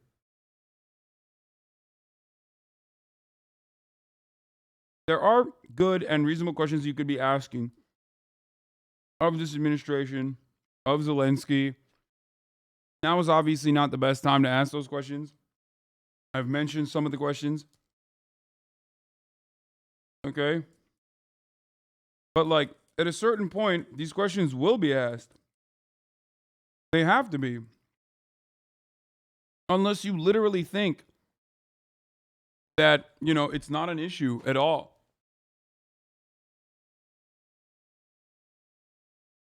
And some of you don't think it's an issue. And I think you're ridiculous for not recognizing it as a huge problem. Some of them are in the United States, in Poland, or in Israel. That is what I know. So basically, that is all. So Nazism in our family evokes a huge amount of misunderstanding. So we do not understand what they are talking about. What kind of Nazis in the country? We fought a war with these people, Nazis. So I have a question to those who are raising this topic of Nazism in the Russian Federation. I'd like to hear from them, in what front lines did their grandfathers fought? What countries their grandfathers liberated, how their grandfathers fought the Nazi Germany. I have this question to them. When some politicians in the Russian Federation are raising this topic of neo-Nazism, Nazism, fascism... Like, the fucking insane part about this is that, like, I don't think Fareed Zakaria knows anything about Ukrainian nationalism, Bandera, and how prominent that level of thinking can be, or you know, the Ukrainian the post-Holocaust treatment of, like, Ukrainian fascists. He's unaware of this completely. Okay, and like, I'm talking, and not Zelensky himself, but I'm talking like Ukraine's attitude in the aftermath of World War II towards those who, you know, perpetrated these acts of violence against its own, like, his fucking grandfather's, you know, relatives and friends and family is unacceptable. Not a single person who committed the atrocities in Ukraine while collaborating with the Germans, with the Nazis, got tried. 1.6 million Jews dead, murdered. It's like, you know, the Confederacy post World War, post Civil War. You know what I mean? You didn't fucking try. I mean, the Confederacy got tried more than the Ukrainian Nazis did. Let's be real. And that is going to, of course, always have. You understand that, like, the Confederacy still has attitudes that remain prominent to this day in the United States of America, which it does. Then you have to recognize that, like, a similar concept exists within Ukraine with respect to their nationalist attitudes. Okay.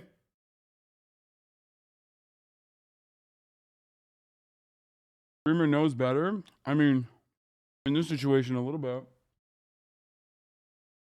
Related to me, I have a question that, well, my biography is open, and everyone is well aware about my biography. You can find facts about my family and open sources. But what about the relatives of Russians? I do not know about anything about their relatives of Russians who fought in the Second World War. Who was talking about neo-Nazis. The entire territory of Ukraine was occupied. The Nazi regime occupied the entire territory of Ukraine. And Ukraine fought against Nazis. And by the way, if I'm not mistaken, for more than 70 days, Kiev resisted the offensive of Nazis. It fought the way it is fighting now. It has always been fighting. I mean, he's right. They did.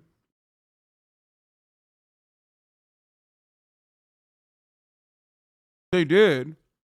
Ukrainians did fight against the fucking Nazis. And also, some fought with the Nazis. The problem is not acknowledging one side.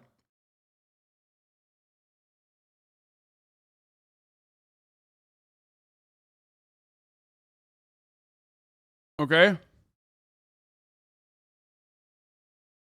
And the people that, when fuck Putin, but the people that talk about the Azov battalion or nationalism in Ukraine being like a worrying sign aren't fucking talking about, or some might be, because some are crazy. But me, when I talk about this shit, I'm not talking about fucking Zelensky personally being a Nazi or some shit.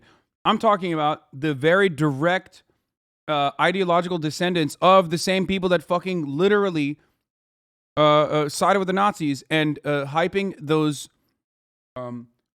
individuals who played an active role in the Holocaust. Bandera being the key figure I'm talking about here.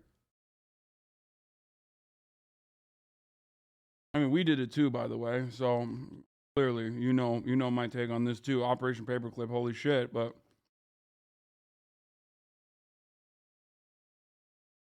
for many days, it was repelling the attacks. It was a great battle. Many people were dead, but they continued their resistance. And I know many people in Russia who were occupied and who struggled against. Wait, what? Are we saying Ukraine GA has more race than other countries, or about the same? Lol, chat is so reactionary. No, there is truth to this.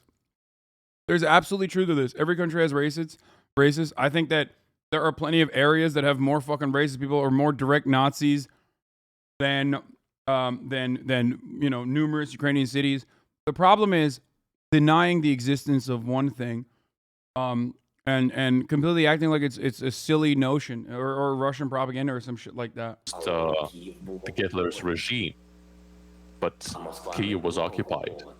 And Moscow was not. Or you cannot say, they cannot just say about their feelings that Ukraine is a betrayer or that we are neo-Nazis, because Russians are acting in the same manner as neo-Nazis at the moment. If you take a look at the history, at scientific materials, you can just look at what Nazis did. They blockaded Kiev, they blockaded other cities to prevent the supplies of water and food, and this is exactly what Russians are doing now. This is what they are doing in Mariupol. They are just going to the city saying that everything is going to be all right, and that this is Russian territory. They're just claiming it, so their methods have... Oh my god, Bender, fight against Soviet Union, not against Jews. Hello. Holy fuck, you are dumb as fuck, no hard feelings. Bro, this motherfucker's literally doing, like, it's wild. Just because his main fucking POV was anti-Soviets and anti-Poles, by the way. Remember that. That was definitely a fucking prominent attitude. That he was a Ukrainian supremacist who believed that, like, you know, the other Slavs were fucking Untermensch. Okay? And that, you know, the 1.6 million Jews were collateral damage.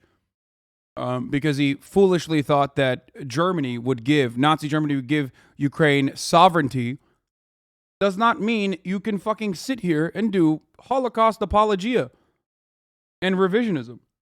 That's fucking psychotic. You're crazy. Like, that's wild, bro. You stop. This is so dangerous, dude.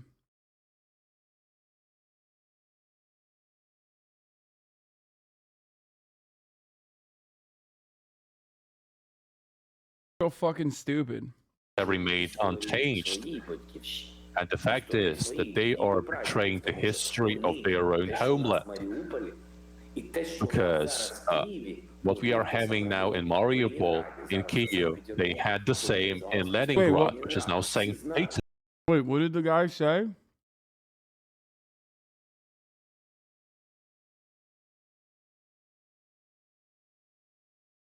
What was his logs? I need to find it.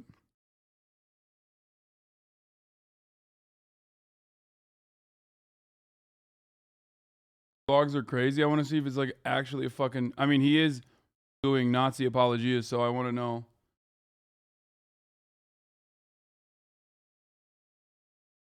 The Bandera chatter was doing Holocaust revisionism.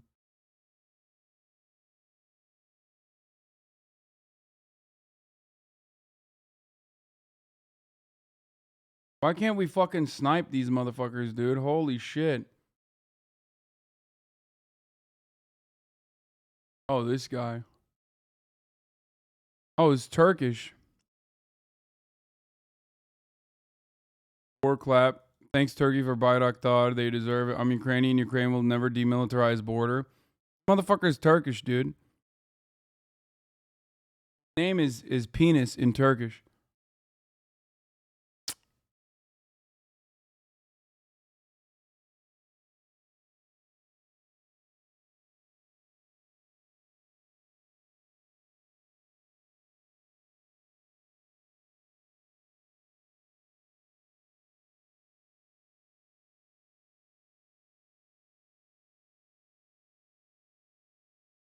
As always, cringe take kek W.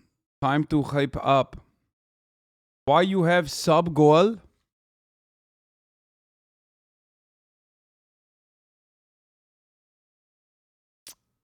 I'm not. I'm UA as fuck. I mean, you are a fucking Nazi as fuck. So that's chill. Bad representation. Clearly, it does not represent the entirety of Ukrainians. Formerly known as Leningrad. Everyone knows how many people died during the blockade of Leningrad. These people did not have enough food and water, and this is exactly what is happening in Ukraine. So who is the Nazi? Tens of thousands of Russians are fleeing the country as the war intensifies, sanctions cripple the economy, and the regime cracks down on dissent. Our foreign correspondent James Longman has much more from Lviv this morning. James, good morning to you.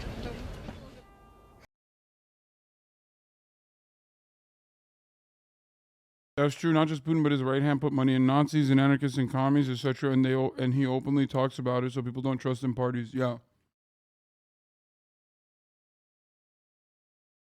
I think that's the goal. The goal is to trust no one by literally fucking openly admitting that you control both sides of the argument and that you are creating your opposition. Astro Tiggs, you're Russian. What do you think? Or, I mean, you're Armenian, but you have ties.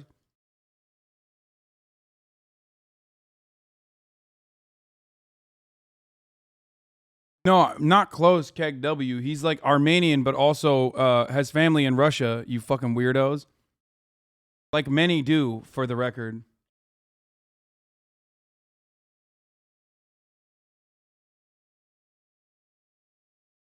Yeah, well, yeah, it's been well known. Surkov is the guy. That's why I said what I said. It's always a game of giving interviews to Western media could definitely be an op to show Russia's not so authoritarian. Yeah, some shit like that, maybe. I don't know.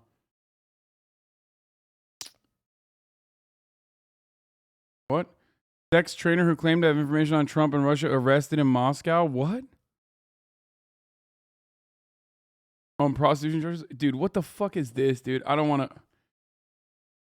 That seems insane, okay? We're not even going to touch that. Now, that woman was incredibly brave to speak to us. We now understand her son is now back in Russia, but it is the deaths of Russian soldiers. U.S. intelligence puts that number around 7,000. The Ukrainians say more than 14,000. That is a toll that Russia is going to find increasingly difficult to hide from its own people. Whit. Yeah, a lot of Russian mothers thinking about their sons on the battlefield. James, thank you.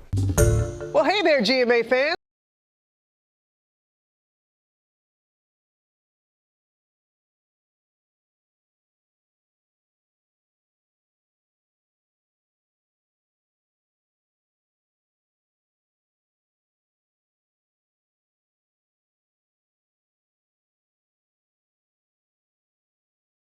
President Biden travels to Belgium this week for a high-stakes meeting with American Hey, Brandon's allies. on the run, He will boys. also go to Poland, which Brandon's on the run, Jack. This is going to be sick. You're going to be talking to the Polish pierogies. They're my favorite, Jack. has taken care of more than 2 million refugees from Ukraine. But the president has no plans to visit Ukraine itself. Ed O'Keefe has a preview of the trip. And no shit. As Russia's invasion of Ukraine is in its fourth week, President Biden is set to meet with the leaders of other NATO countries in the coming days. On the agenda, possible additional sanctions against Russia, more humanitarian assistance for refugees, and military aid for NATO troops near the Ukrainian border.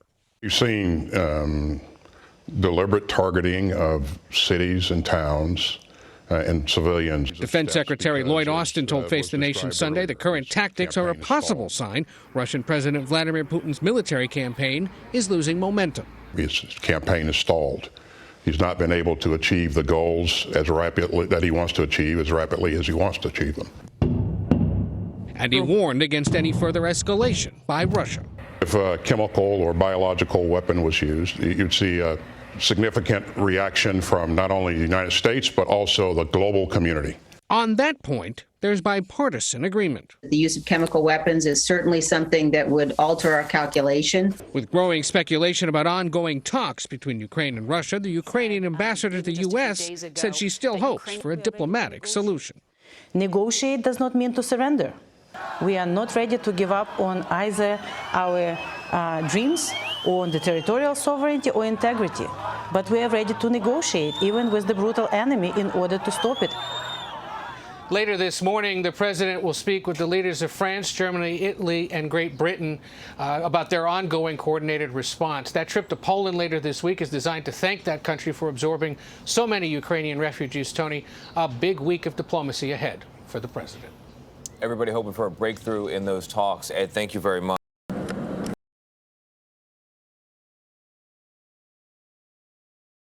Damn, dude. Polish people getting a personal thank you from Brandon.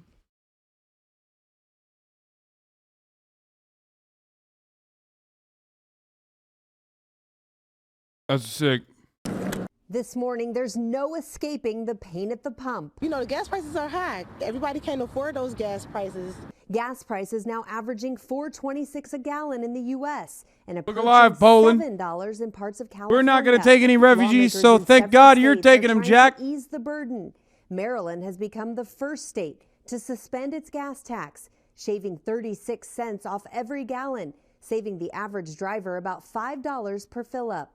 It's almost unheard of for a major piece of legislation to pass in such a short period. I hate this so much. I fucking hate this country so much. Imagine the federal government having absolutely nothing. No power whatsoever against an industry that is only propped up with our taxpayer dollars. So you literally cut taxes, dude. You cut taxes on a commodity because the other side, the producers, are never going to budge. They're never going to add additional supply. So you end up cutting taxes that actually fill your fucking coffers. I hate this country. God fucking damn it, dude. Period of time and with such universal bipartisan support. But together, we have all risen to the occasion. In Georgia, the governor signing a similar bill to eliminate the state's gas tax, about 29 cents per gallon through May. And in Michigan, the state Senate has voted to approve suspending its gas tax for 6 months. But Governor Gretchen Whitmer is not on board. She says it would hurt road repair and infrastructure projects funded by the gas tax. So instead, she wants the federal government to step in. There's conversation at the She's 100% right. She's literally right.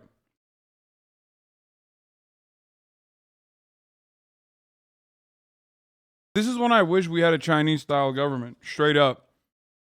When you were like, oh, really? Shell? ExxonMobil?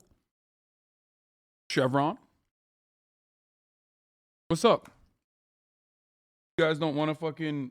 you guys don't want to change the pricing of gas? You don't want to increase supply? That's cool. You're going to jail, actually. Or we're just going to fucking kill you. Like, straight up, capital punishment.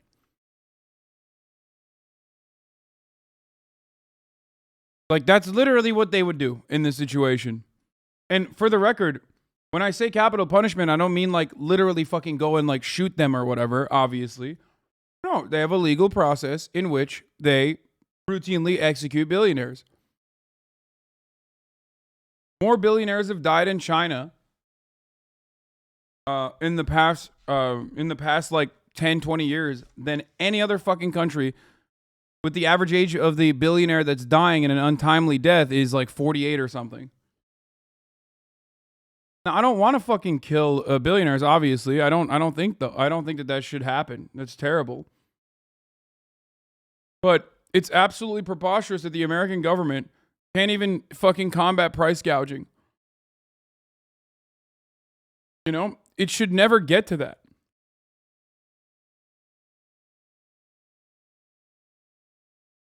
It's crazy. Federal level as to how we can help families. Gas prices began climbing as inflation grew worse and supply chain. I mean, here it is. Yeah, Kate Aronoff. Can't be overstated how weird it is that the U.S. has basically no control over its own resources, just an extraordinary generous subsidy regime that pumps private sector companies with cash and then begs or berates them into doing what it wants. This is straight up what it is. This is straight up what the fuck's going on. And that's why I say, you know, leader, chairman, please save us.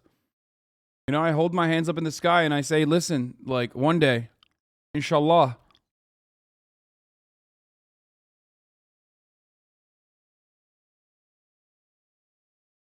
I mean, think about it, dude. Think about it. Please, for a second, just think about it. Our tax dollars literally keep these fucking companies afloat. They keep them profitable. They keep them afloat through tumultuous times like COVID. Our government buys additional fucking oil barrels for reserves at a time when we don't need them. Okay? And then we act like we have no power. Like we just have no fucking power, dude. What? Please don't scroll over my meme. What?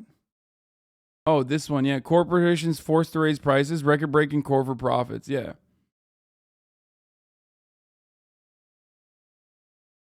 All I'm saying is this kind of shit that goes against the, overall prosperity of the population would not be tolerated in a country like China. A country like China gets a lot wrong, okay? There's a lot of shit out there that's fucked up, whatever. But this is one area where they got it right. The prosperity of the people should take precedent over the profit incentives of a tiny fraction of shareholders.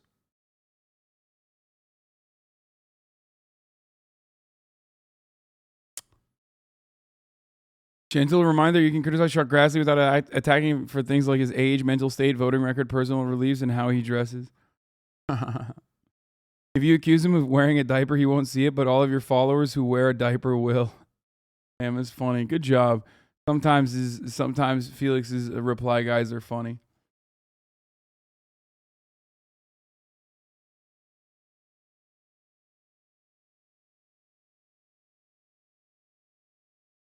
Anyway, wild. Issues unfolded, then soared after Russia's invasion of Ukraine. Republicans blame the Biden administration for hurting efforts to expand energy production here at home.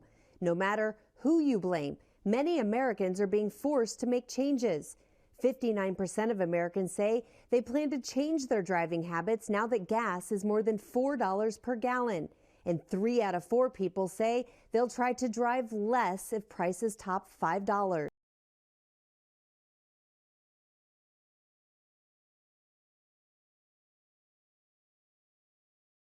You know what's funny?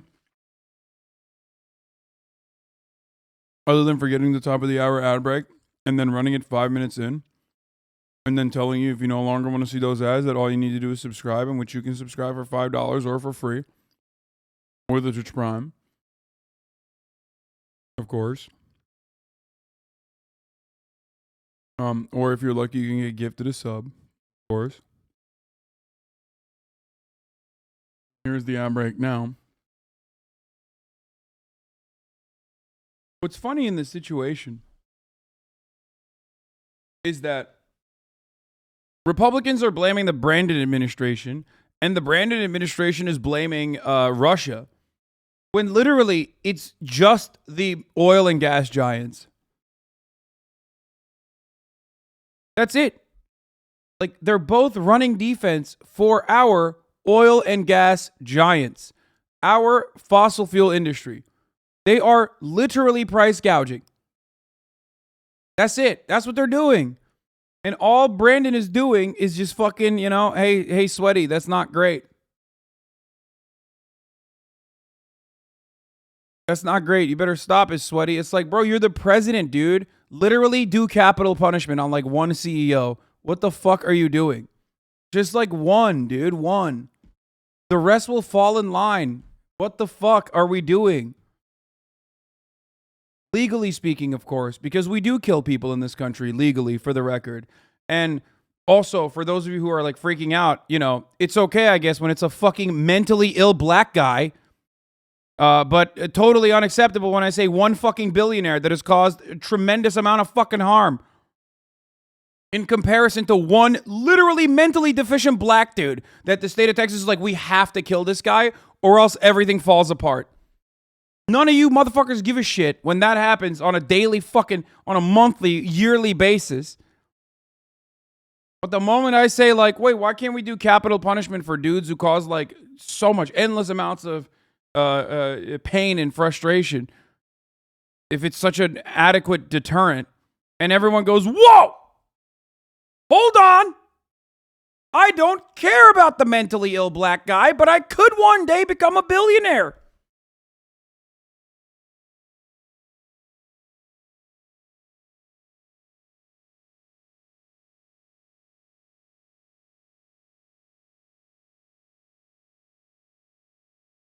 Nationalize the motherfucking extraction industries, okay? And jail the fucking CEOs. Yeah, the irony, of course, is that you are significantly more likely to be mentally ill or are mentally ill than a fucking billionaire. Like, by the widest of margins. In California, in response to those rising prices, lawmakers have proposed a $400 rebate for all taxpayers. Supporters say it's a better approach because it doesn't affect funding for future transportation projects, and it helps more people. Hi, everyone. George Stephanopoulos. All right. Confirmation. New SCOTUS dropped. Hearings begin this morning for Supreme Court nominee Ketanji Brown Jackson. Now, if approved, the federal judge would be the first black woman on our highest court. Leaders from both parties say they want to keep things civil, but some Republicans are previewing a line of attack. Nicole Killian is in the hearing room where it's all going to happen. A little Hamilton reference there, Nicole. But it is the room where it's going to happen. Nicole, good morning to you. Absolutely, Gail. Good morning to you. These hearings will last for 4 days, but today is really all about introductions. Judge Jackson will be seated just behind me where she'll deliver an opening statement. Then she'll be questioned by senators starting tomorrow. And a White House official confirms to CBS News that President Biden and Vice President Harris are expected to watch some of the proceedings.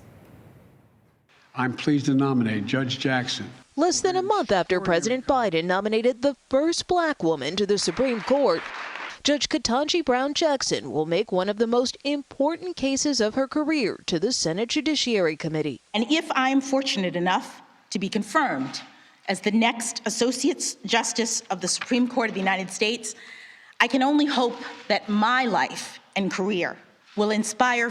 I'm happy that Jim Clyburn's choice didn't make it. Future generations Clyburn. of Americans. The Harvard Law graduate and mother of two currently sits on the D.C. Circuit Court of Appeals. She has also been a district judge, public defender, and served on the U.S. Sentencing Commission. Is this the last one this week, Judge? Yes. For weeks, Judge Jackson has made the rounds on Capitol Hill, meeting with 44 senators from both parties. She's also been participating in moot court sessions with White House staff. She's gone back through her college career, her law school career. She has done all the due diligence on herself that these senators should be doing. How is this one different? Oh, it is different. Illinois Senator Dick Durbin chairs the Judiciary Committee. How much pressure do you feel to get this right? I feel some. I'll be very honest with you. I want to do this in the right way. I also think the committee's not on trial, but the. Why is Dick all over the news lately? Like, our Mitch McConnell, but like not as fucking good at his job. Straight up.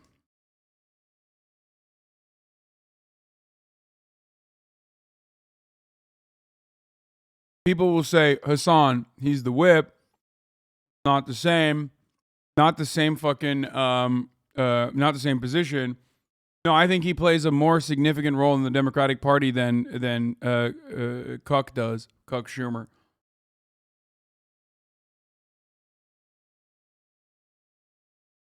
And no, I'm not talking about him overseeing the confirmation hearings. I'm talking about him. He was on the fucking Ukrainian video too earlier. He's also terrible. Like, absolutely terrible.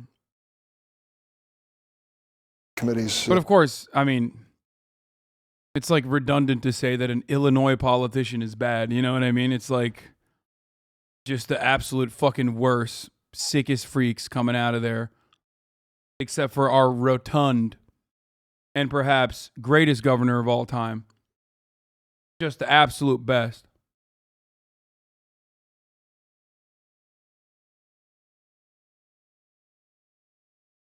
Yep. JB motherfucking Pritzker, baby. You're right, he's a bigger player in the Dem Party than Chuck. Yeah, of course. Being watched closely. Don't forget that 90% of your chat's from the south side of Chicago. Yeah. Republican Josh Hawley has signaled he wants to use the hearings to go after Jackson's sentencing record. This is someone who has consistently let sex predators, child sex predators, off the hook. This attack that we've seen over the last couple of days relies on factual. Dog, you're literally a Republican, dude. You're literally a Republican, dude.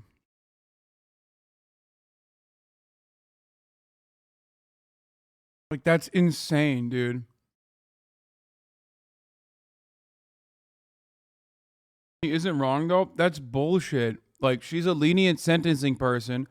So they're trying to fucking literally, and even then, not so much. They're trying to latch on to everything they can. And one of those is what? The fucking school, the restrictions around, like, getting a fucking sex offender charge for peeing that stops you from having to, like, go around to a fucking school or some shit. No, he's not. She's not literally fucking, like, defending pedophiles, you psycho. And we want people to be softer on crime.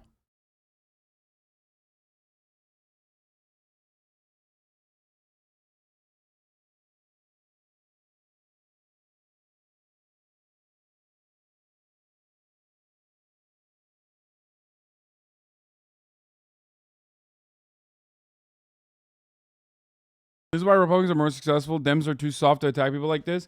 No, because Dems don't care. Dems don't care. Dems don't care. Democrats don't care. That's different. There's an endorsement of the fucking Fraternal Order of Police. Oh shit, I changed my position. Maybe she is actually a supporter of sexual assaulters. I can't think of a bigger group of fucking sick freaks than the Fraternal Order of the Police, dude. Holy fuck.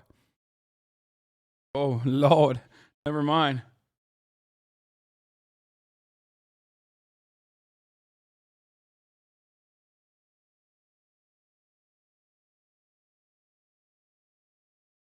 The hook. This attack that we've seen over the last couple of days relies on factual inaccuracies and taking Judge Jackson's record wildly out of context. In an exclusive interview on Face the Nation, Minority Leader Mitch McConnell said he hasn't made up his mind. The committee will ask her all the tough questions. I haven't made a final decision as to how I'm going to vote.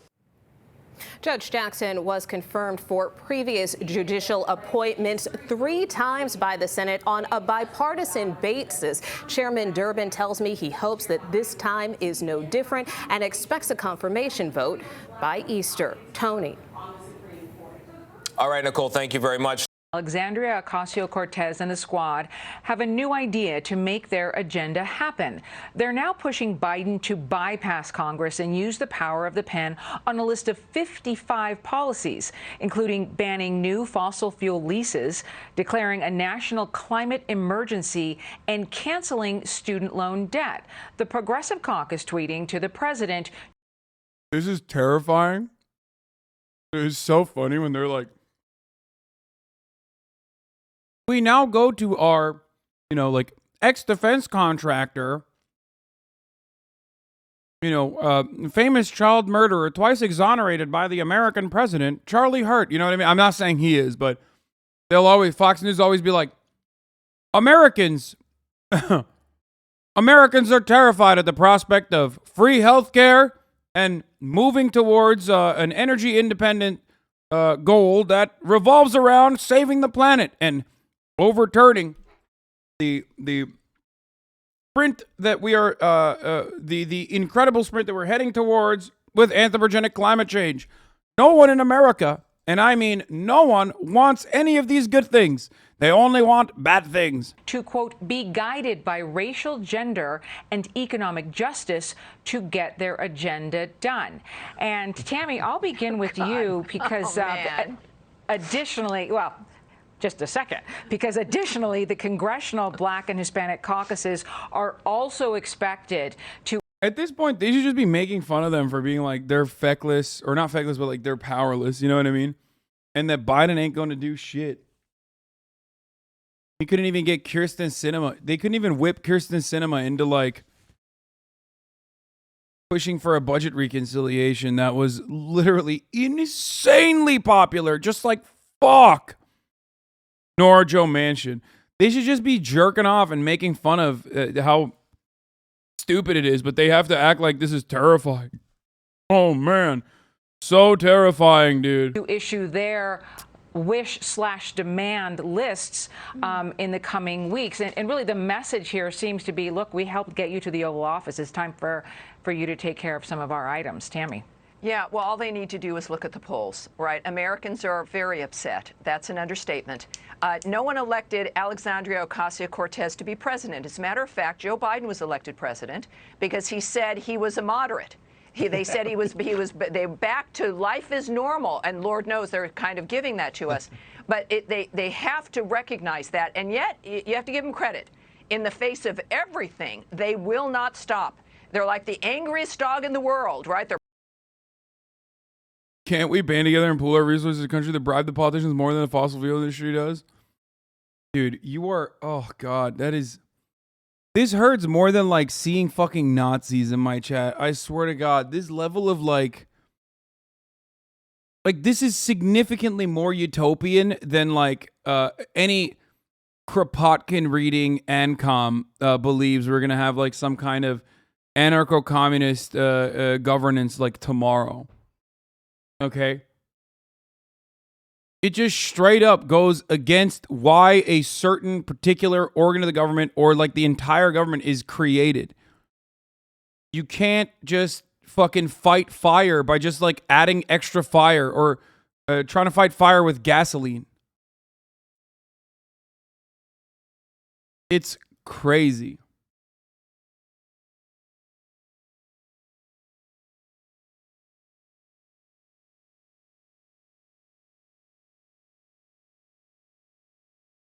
Oh, man. They're pulling on that chain, and they want what they want.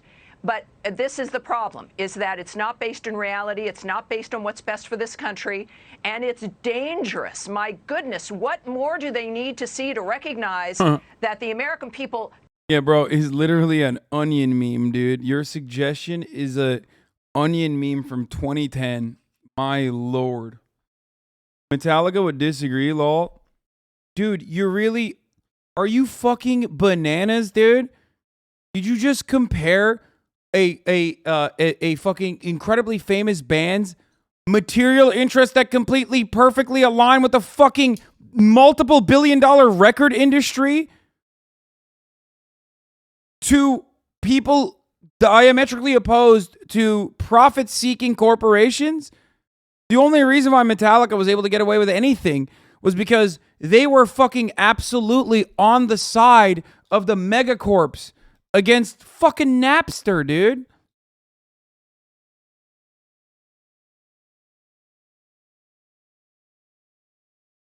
Yeah, if I had a fucking overarching policy goal of like literally fucking killing union organizers or some shit, then yeah, I think I could, with a little bit of help, be able to get away with that policy being represented and reflected. Not union organizers, but like homeless people. Get that reflected in the government. That's not a dub, though.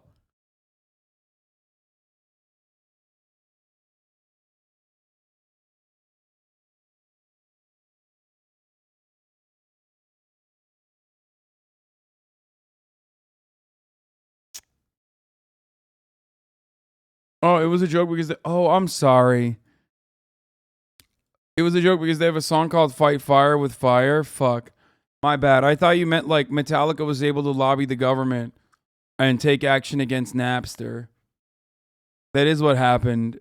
So I thought you were saying like, well, that's a small entity. Bro, Fight Fire with Fire is a song. Chill. Don't hurt me, please, bro. It's a fucking joke. Christ, OMG, refresh, man. Refresh. I'm sorry, chatter. I love you, and I'm sorry, okay?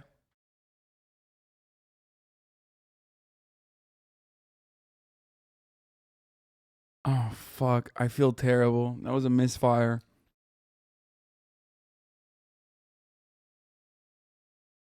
Wasn't even baiting. He was just trying to make a joke about Metallica in their song. It's totally my fucking fault.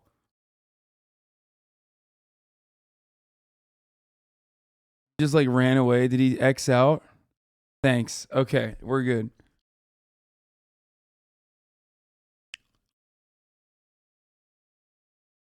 Bro just had his month ruined? Oh, shut up. I just apologized. I know. Perma for knowing Metallica songs? No, Metallica's great.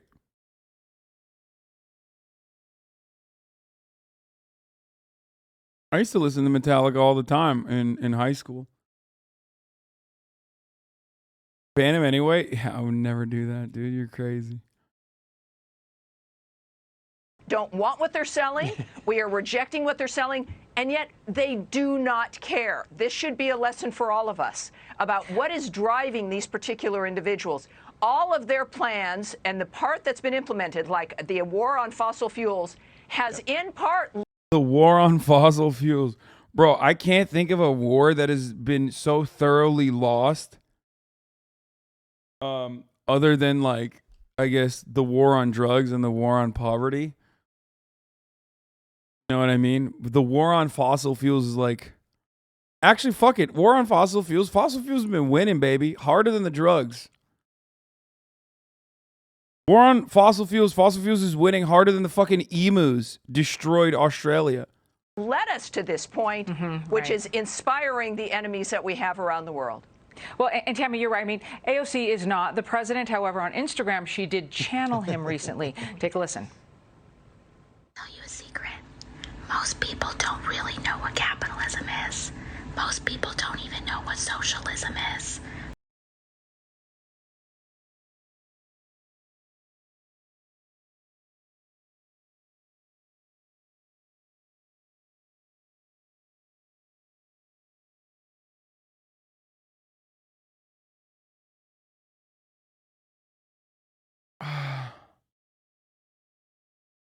Oh, just oh god. But most people are not I want to skip it. capitalists because they don't have capitalist money. They're not billionaires. Oh my God, Charlie. Oof, that was oof. Are you ready? Are you ready? Are you ready? Are you ready? Are you ready? Are you ready? Okay, here. What kind of music should I play for this? Maybe this. Oof. Okay. Here you go. I'm about to go fucking ape on them, dude. I'm about to go buck on them. Okay. I'm sorry. Capitalism has uplifted a gorillion people out of poverty, whereas socialism is deeply responsible for the death, destruction, and murder of also a gorillion people in abject poverty. Guess what, Sweaty? People love capitalism because capitalism has given us incredible, profound technological achievements. Guess what, Sweaty? Have you heard about Vuvuzela, iPhone, bread lines, 1,000,000%? That's right, dude. Let's hear what he says now. I want to know. I want to know what the fuck he's going to say now. terrifying. I'm going to have nightmares. I'm sorry. I won't do it again. Please. No, it's amazing, though. You know, it's sort of hard to determine whether they're this dumb or they're evil, because as Tammy pointed out, the reason we're in the situation we're in is because Joe Biden, after claiming to be a moderate and spending a career positioning himself as a moderate, ran off with the circus on the Green New Deal nonsense, which led to exactly the situation we're in and exactly the situation that the Ukrainian people are in, because they jacked up oil prices, gave Vladimir Putin enough money to invade, and weakened America to the point that we have to turn to places like Venezuela for oil. And of course, gas prices are going through the roof and inflation is going through the roof. They have weakened us. Their policies have weakened us. The only good thing here is I do think that the fact that the squad is talking about forcing Biden to run off with the circus again on all the rest of their crazy policies is proof that they know that they've seen the polling. They know they're going to get shellacked in November, and their best chance is to try to do it all with, what did Obama say, with the pen and the phone? That's their only hope. Well, and Joey, as you remember, President Trump's first year in office, he signed 55 executive orders, slammed by the Democrats. And he did do more than President Obama, who in his first year enacted 38. That was terrible. This sucks. I thought he was going to hit some good notes. He didn't even answer shit. God damn, they really be slacking out here, dude. They can't do anything. What the fuck?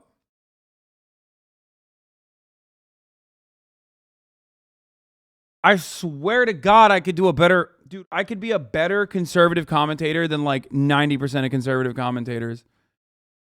I swear to fucking God, I could do so much better. it's like frustrating that they can't do it. Like, come on, dude, you already gave up your soul. Like, do a better fucking job. Do a better job. Do a better job. No, you couldn't. I 1,000,000% could. I know the talking points better than they do. I know the talking points better than they do. I could do it better than they can. Straight up. Vuvuzela right now? Yeah. Yep. Make your biggest haters your biggest customers. Hashtag Sigma Grindset.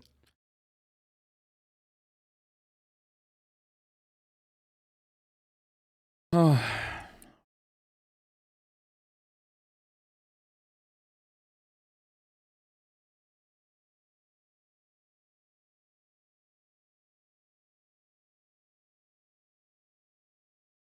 Can't do it as well then because you have morals, checkmate. No, like I'm saying, as a LARP, I can do a better job. If I were able to just like suck it up and not give a fuck about my about morals, like that's why I say 90%. By the way, Tucker does a really good job, straight up. Like he's a straight fucking demon from the deepest, darkest, seediest underbelly of the 7th layer of hell. You know what I mean? He is literally fucking awful. He is a very good propagandist. I despise him. Also jail for him, I think, would be great. But other than that, like, for the most part, I could fucking destroy. Morals don't make you money. I mean, first of all, they do. Like, I can still make a fuckload of money while still maintaining my moral predisposition. Okay. My moral boundaries.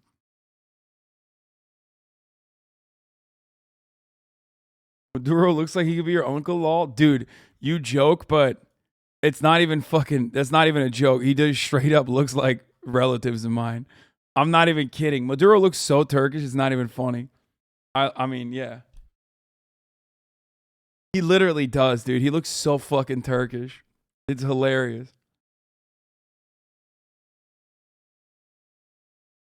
Chad really has no idea how easy it is for right-wing commentators. You literally don't need to use words like material conditions or moral predispositions. I mean, yeah, all I need to do is fucking, them gays are ruining America, brother. What the fuck? Look at this moral decay. Degeneracy. Degeneracy. The left wants you to be servile to our Chinese overlords. The left wants you to be servile to our Chinese overlords. Joseph Robinette Biden came on the backs of hardworking Americans who were lied to that he was going to be a middle-of-the-ground moderate who's going to restore sanity after the supposed 4 years of Trump that we experienced as Americans. Well, those 4 years of Trump are something that many Americans are looking back to fondly, where we had law and order in the streets, where our borders were more secure than ever. And yet now, with Joe Biden, our border security has gone away. And now all we care about is Ukrainians thousands of miles away. But the reality is, we don't even care about those Ukrainians. After all, how can a nation state say it cares about people overseas when it can't even take care of its own? Take care of its own, of course, by protecting its borders. That's why I propose murdering every... I don't want to do it. I can't. It's too much. Murdering every homeless person and doing concentration camps for immigrants. What's going on? When I say this, you say I'm a Nazi. All I'm simply suggesting is that work will set you free. What's going on?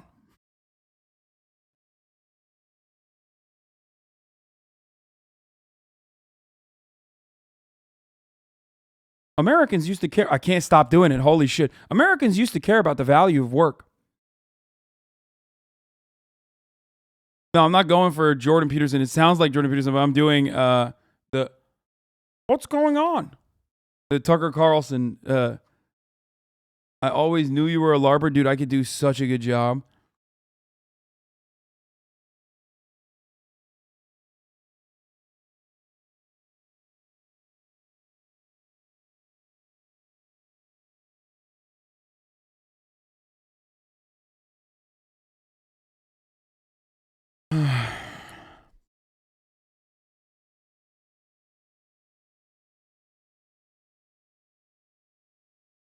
Sound like conservative.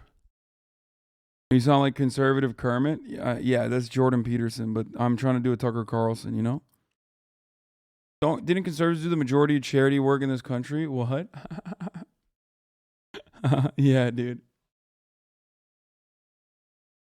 Hey, man, perhaps we don't need charity, dumbass. Come listener type beat. Bro, I've been doing a Tucker Carlson bit before 100% before Come Town. Legacy Americans.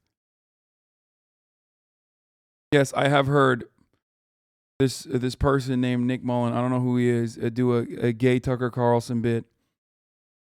I don't know who that is. I don't know what Come Town is, really. I don't know what the fuck that is, but I accidentally stumbled across it, I think, when someone was playing it in my neighborhood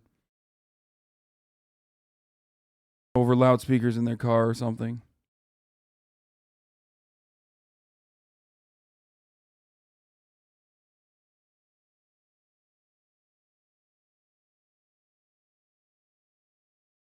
Stop coping? Stav is a regular guest? Yeah, of course. What do you mean? Stav is literally a body positivity rights activist. The fuck are you talking about? Yeah, I have famous body positivity icon Stavros Halkias on regularly to repair the Greek-Turkish relations. Like what?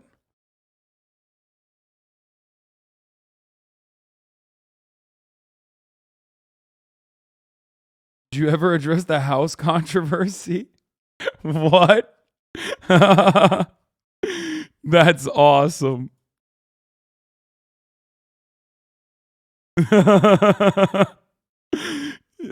This guy came out of a coma. I want to imagine he was in a coma. He was like in a coma until like I bought a house. It blew up. He went into a coma and he just got out. It's been almost like a year, dude.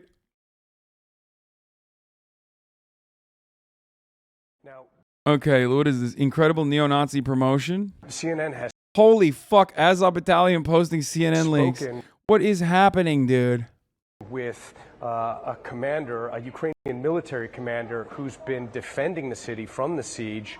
Take a listen to what he sent us a day ago. People are cooking food in the streets, risking their lives under the continued shellings and bombing. And the temperature is -5 degrees Celsius. Bro, I'm sorry, but like, this is fucking insane, dude. This is so bad. It's so fucking bad, dude. In the street, killing the civilian, the amount of victims grows every day. This is the Reddit Nazi that everybody updated like last month. Now it is more than 3,000, but nobody knows the exact amount because people are buried together. Bro, I don't even believe, like, I always say, like, it's not like the fucking entire Ukrainian military is comprised of Nazis, but if you were to watch American media, it's, like, impossible not to, oops, step on a Nazi. It's crazy. It's actually fucking crazy. Like, if you watch Western media, you think the entire country is just Nazis, okay? Because they just cannot find one dude who's like, I'm not a Nazi, by the way. You know, I fucking hate them. How? In the same dump. Reddit Nazi, you gotta be more specific. Well, he did like a self-tape video and posted it on Reddit and everybody updated it. With no names. Many bodies are just outside the streets without being buried. Some of people are under the ruined buildings buried alive. Ukrainian army is trying to help civilians with food and water, but it's not enough. There is no safety places for people in Mariupol. The missiles of the enemy are attacking the houses and people are dying in their beds.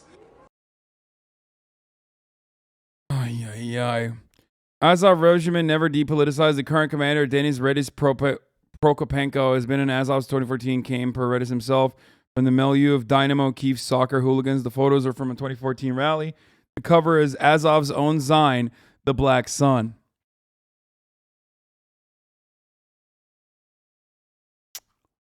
That's crazy. I wonder what the fuck is Tom Holland doing there, bro?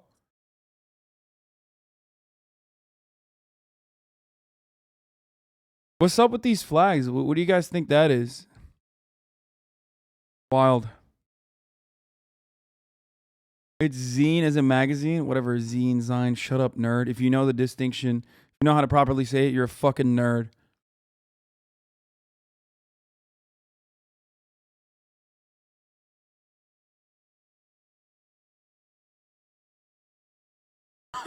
Spider-Man, Far From Home. Yeah, Spider-Man. So far from home.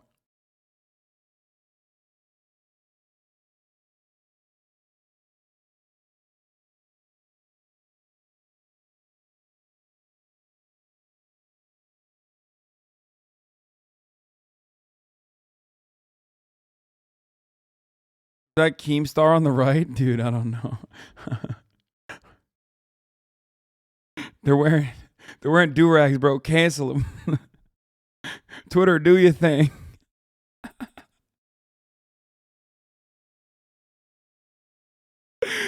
Oh, Jesus Christ. Oh, man. Oh, man. Jesus. Oh, brother. Oh, brother. This stinks, dude. Now, CNN... Like... Biden's going to discuss deployment of peacekeepers in Ukraine during his visit to Poland. The U.S. is not going to send in troops, but it does not rule out another NATO country might do so, said U.S. Ambassador to the United Nations Lia Thomas Greenfield. Yeah, no, they should do that for sure. Yeah. Poland's about to be kicked out of NATO, dude.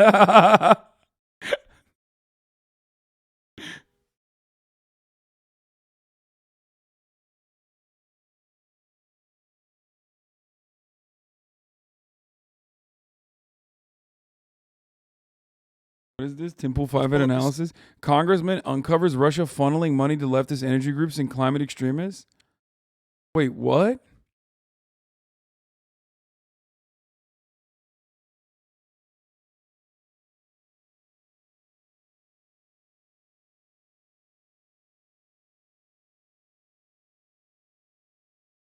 Are you excited for Kirby on Friday? I can't watch this, dude. Whatever that is. The Kremlin is dampening hopes for a peace deal with Ukraine. Dmitry Peskov, Putin's spokesman, says the degree of progress falls short of what we would like and how the dynamic of developments demanding Ukrainian side, meaning Russia's ongoing assault on its cities. Peskov said direct talks between Putin and Zelensky will only happen if Kyiv does its homework by holding negotiations and agreeing their results. For now, there is no substantial movement. They won't have any agreements to commit to. Peskov thanked the countries mediating, led by Israel and Turkey, for their help. It's important to make Ukraine more amenable. Bro, you always play both sides so you come out on top, baby. That's the Turkish way. Okay? And also the Israeli way as well. Straight up.